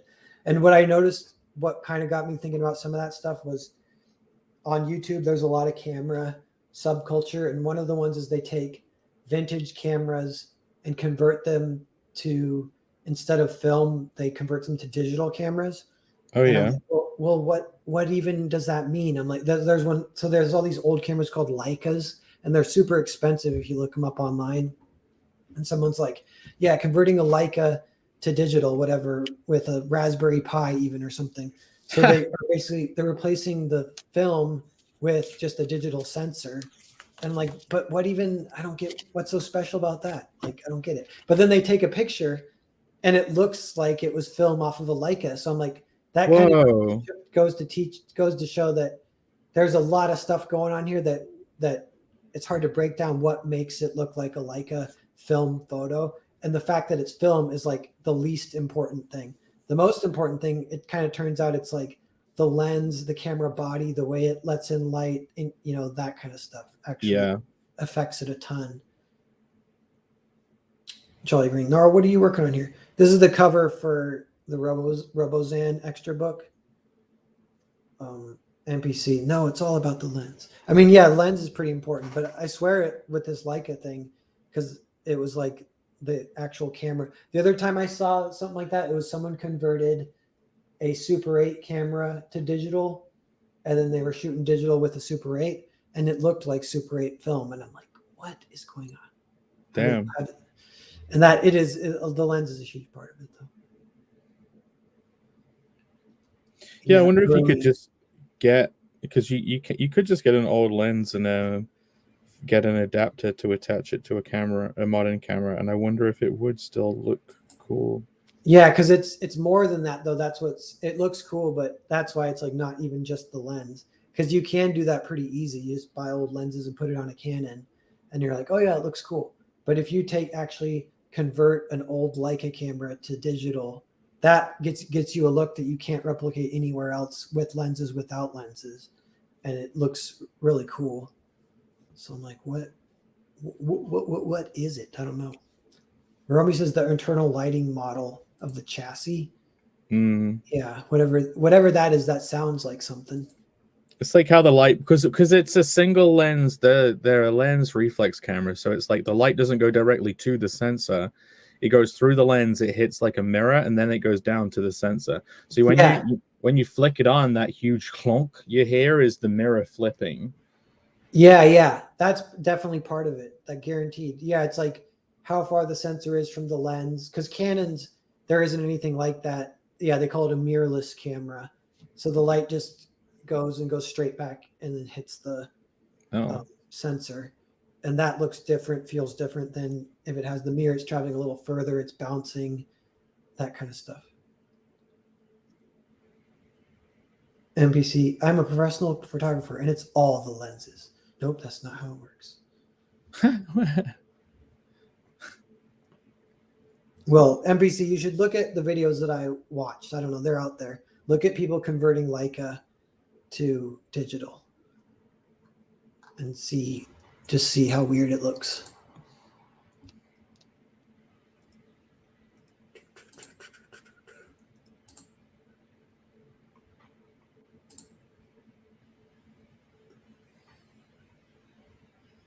Bancroft, if you're still watching, if you want people to learn how to draw Ella, you need a lot more photos of her head on this page.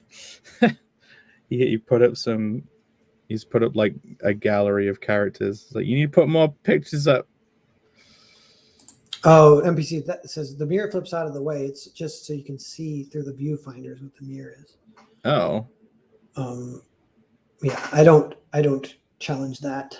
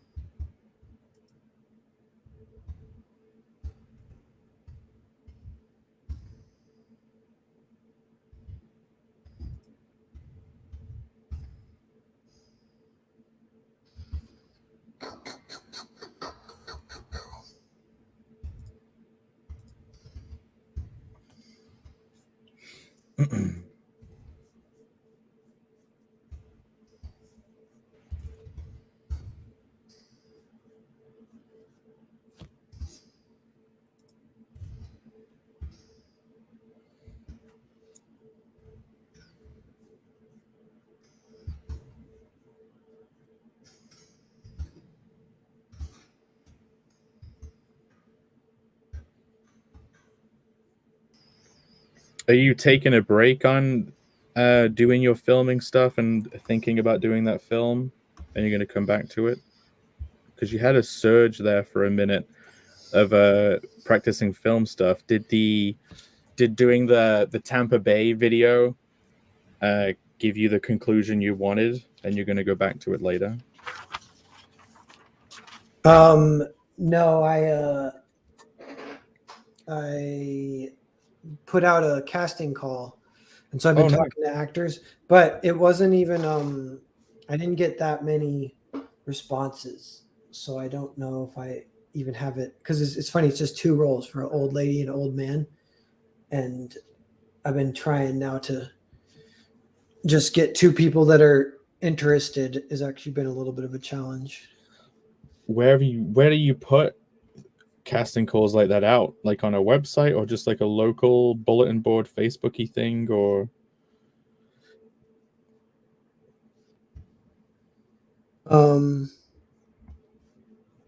Yeah, I used backstage.com, I think it's called. Oh, cool. Kind of similar to getting the voice actors. Like I use voices.com. It was very cool to find people through that. Nice.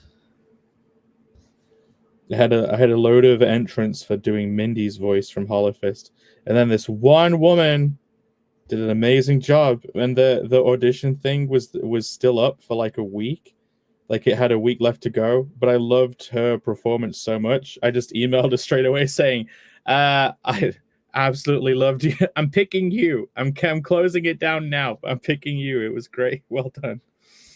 Yeah. See, I kind of, it was like a rude awakening or whatever that, oh shit, people aren't just like jumping over heads and feet to get in my movie. So I was like, I could see like it could take a while, and then if you get one person who's actually a good actor and actually wants to do it, then you're like, it's over, we've got it. Yeah.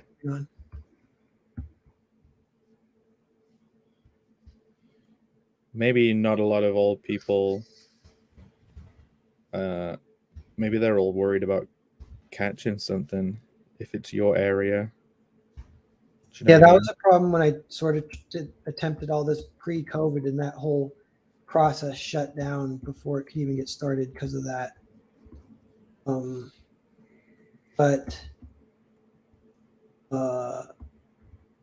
yeah, for this one, yeah, I reread the script too, and I do kind of like it. It's got some kind of ridiculous that I'm not even sure how an actor would deliver some of these lines. I'm like, I might have to rewrite them to make it deliverable. But like in a comic, it would kind of work. It's like funny or whatever, but saying it out loud's hard. There's a few spots like that.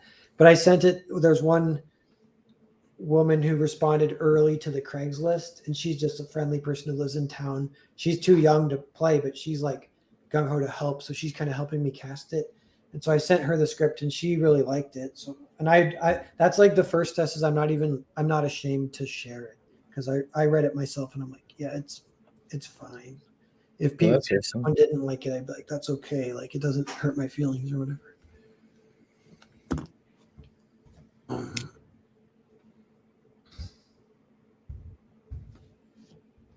Yeah, I might jump off in a minute and then have a break and then go start up my stream.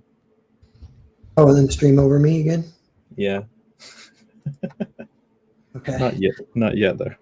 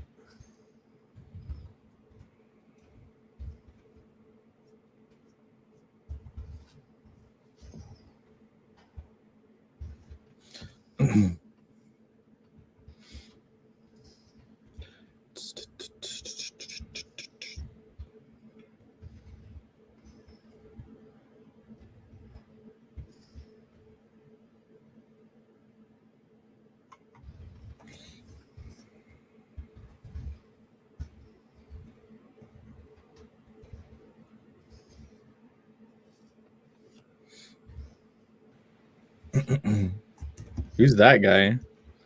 That guy's head. What guy? That guy in the middle. Is he like a business guy? He's the main bad guy, kind of.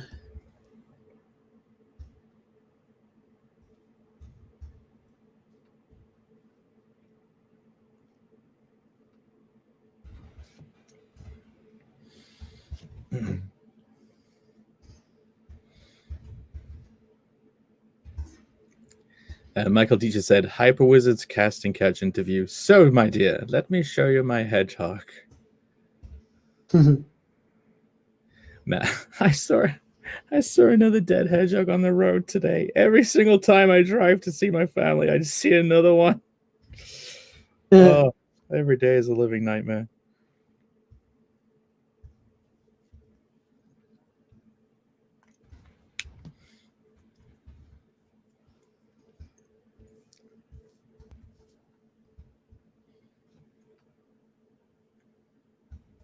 G Doc Swift says, howdy, novel. G-Doc, what's up? G-Doc just edited the Earthbound Grand Prix for me. Nice.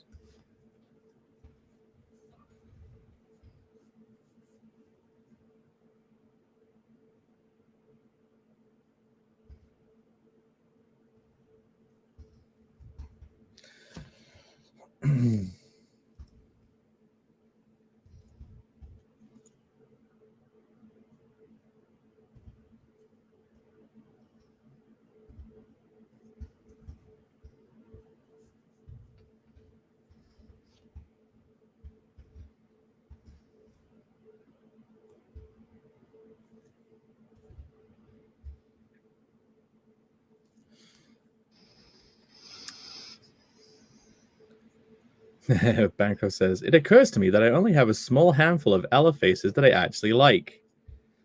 Bite the bullet, put up the ones you don't like.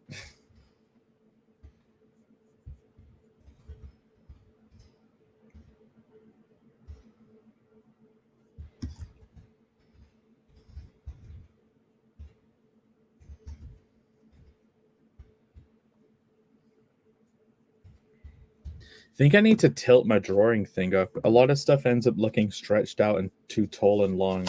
I think I need to like get a drawing board that's slightly raised.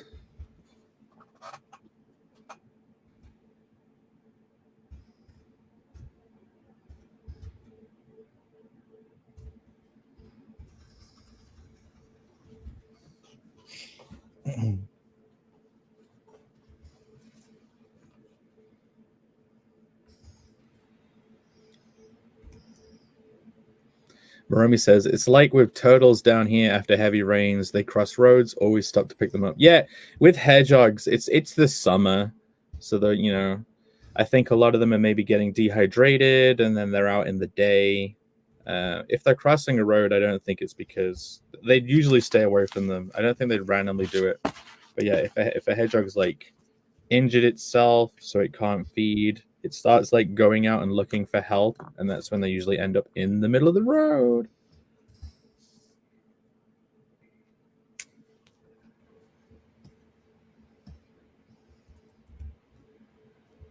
And every time I scream, no.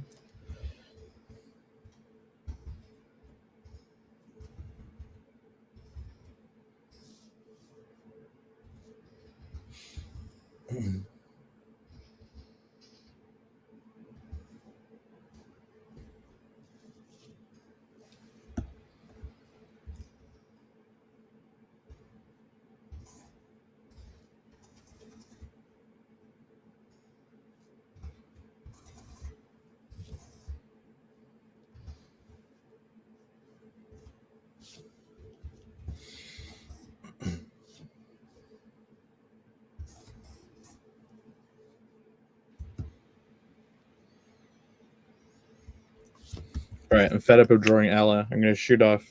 Thanks for the hang, man. Yeah, no problemo.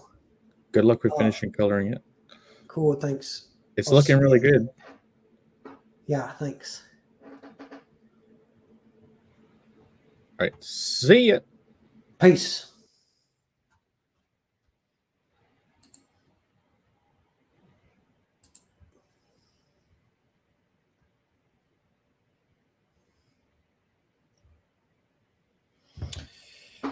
All right. What should I do? I'm going to try and get the flame effect on this fire here.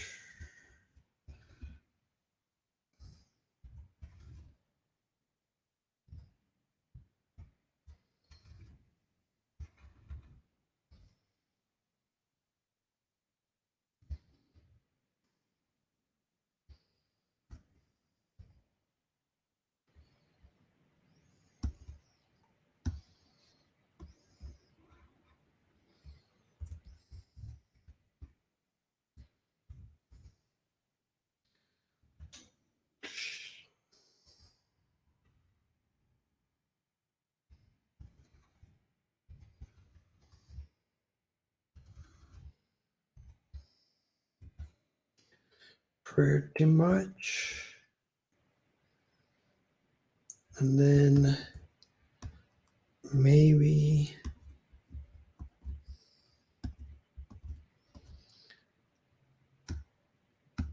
try this. Popping it out just a little bit. Sure.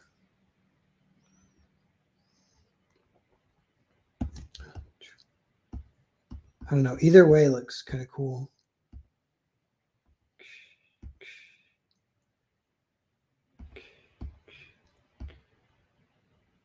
I don't know.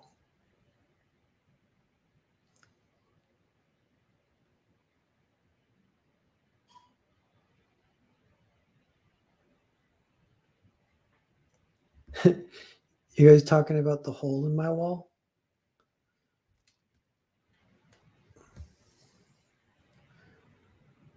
Oh, right.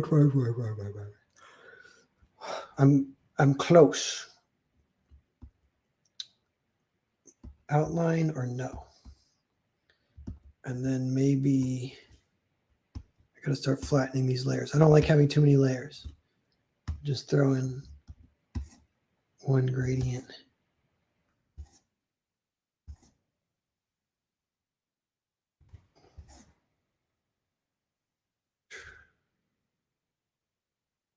There was out.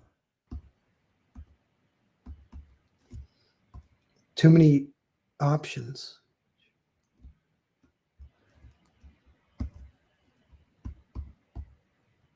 With or without. With or without. With or without. With or without. Maybe without. I don't know. We can try again. What if I make it just a little, an actual black line? Draw a border for, like just barely black line around the outside.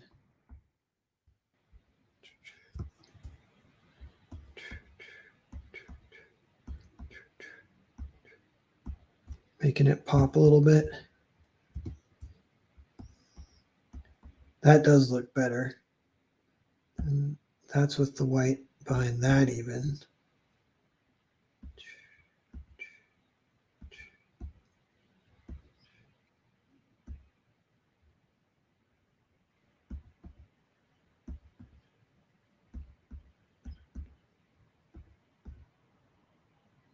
I don't know. I'll leave it on for now. Which one is Robotussin? F and highlights on the faces? Maybe.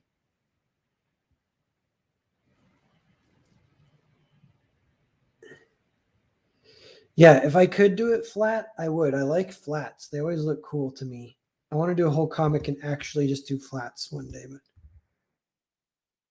see if some different options. So kind of, if you do it flat, This is like, if you're gonna use highlights, this is like the kind of before format. So I might duplicate it and then edit usage. So just hue saturation. See, I mean, like it kind of looks cool. Kind of looks, if you go away, that's like too much. That's like kind of cool. Bam. What if I duplicate that? Contrast. Brightness. It's a little too bright. That could be a light source if I wanted to try that though.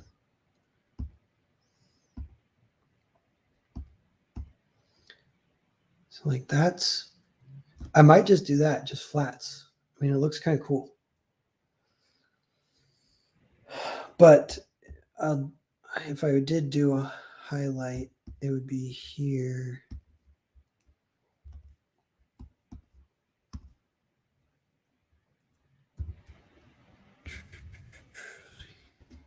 And you can draw it on. Can I give everyone just...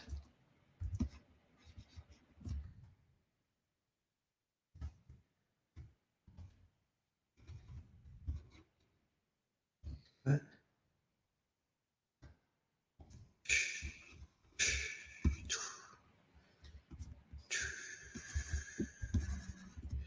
Lighten his little smoke.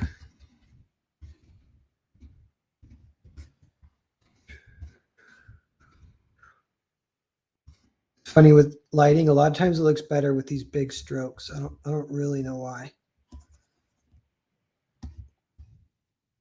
Rather than like detailed.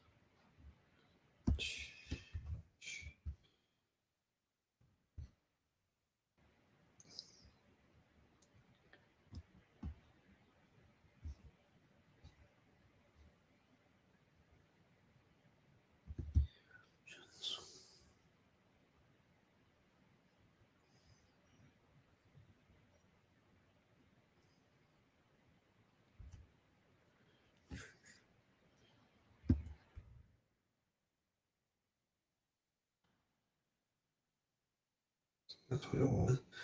I can try adding, I can try that same mask, but on this layer, this one. Then this will have the shadows and highlights both be saturated.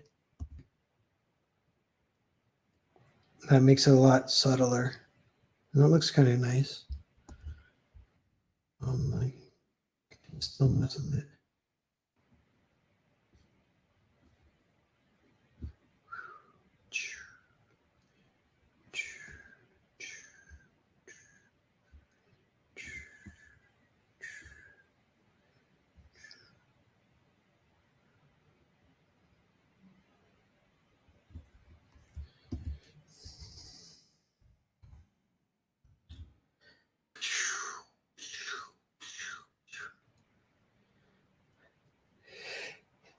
Phew.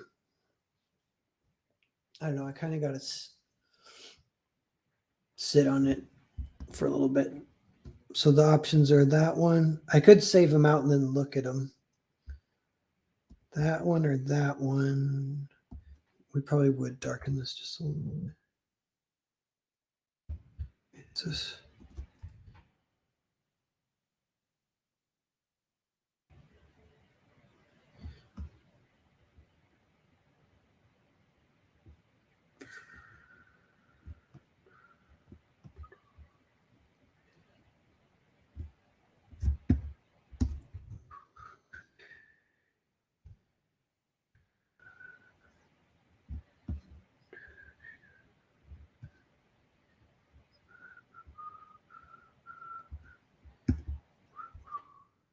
for. Yeah, that's maybe a little better.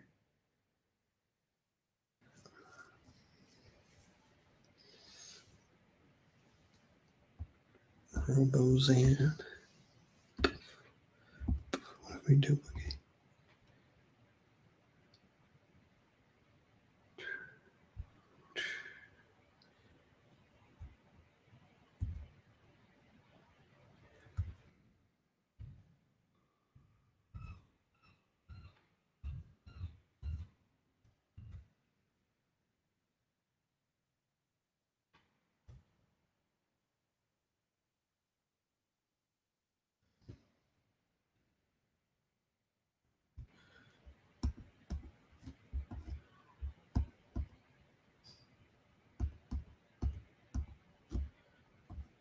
There is. Oh yeah, that's with and without the lines.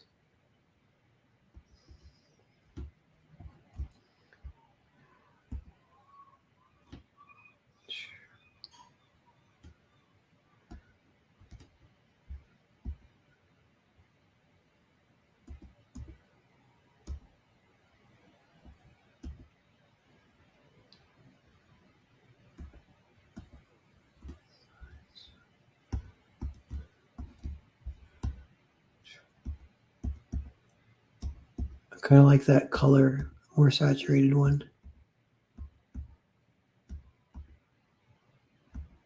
I think I will just make the call and go for that then. There's a funny one.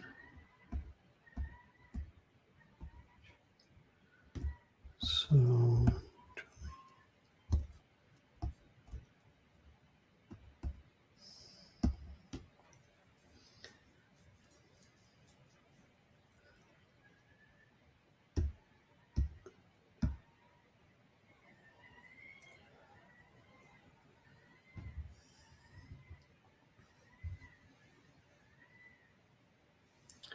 NPC, that one looks grainy.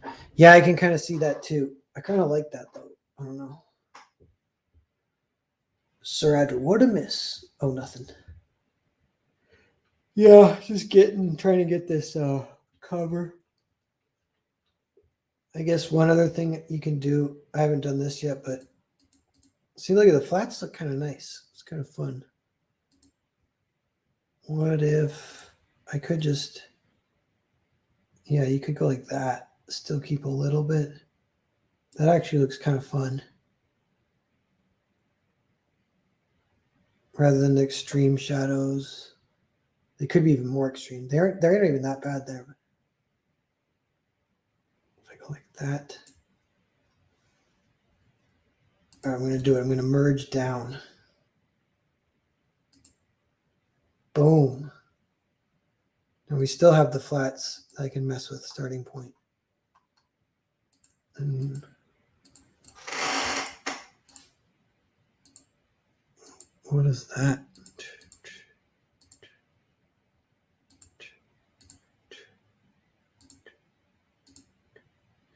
I think with looks better or without.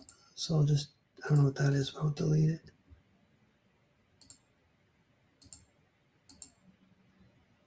Oh, that was the black line. So now we have a bigger white line, looks best. Yeah. File, save. Now, was I going to do something else? I forget. I wanted to do maybe one more thing.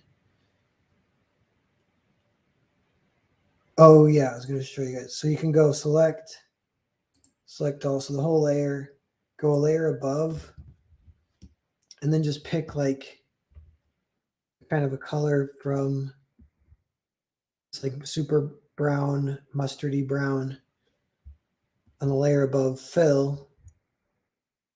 And that's going to sink it into the background if we want to have the colors match better. We can go overlay, kind of bring it back down a little bit. And that would give it a little more of like a uniform color theory. If we want to try something like that. Overlay, is there other ones that work good for that? I don't know. Overlay it works kind of as good as any. So then without, with and without, that's without, it's with.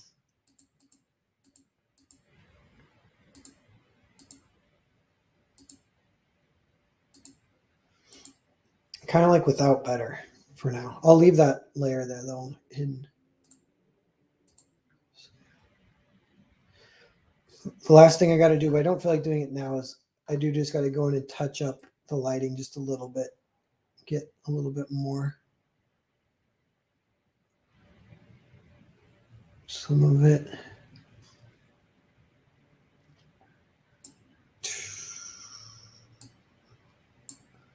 But that might be good enough to post. I'll save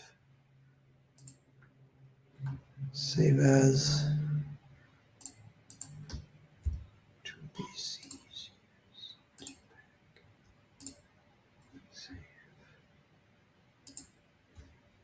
Yes. NBC. It looks really.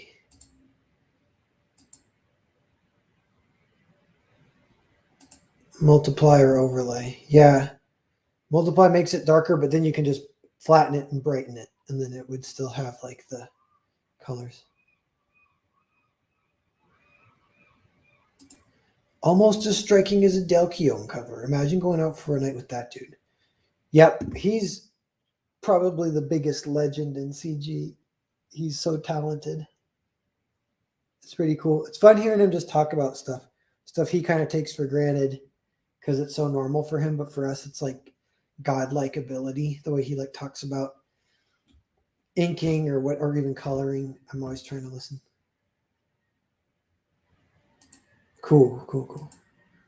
Yeah, it kind of looks like an anime DVD cover, hopefully. That's what I would hope it does.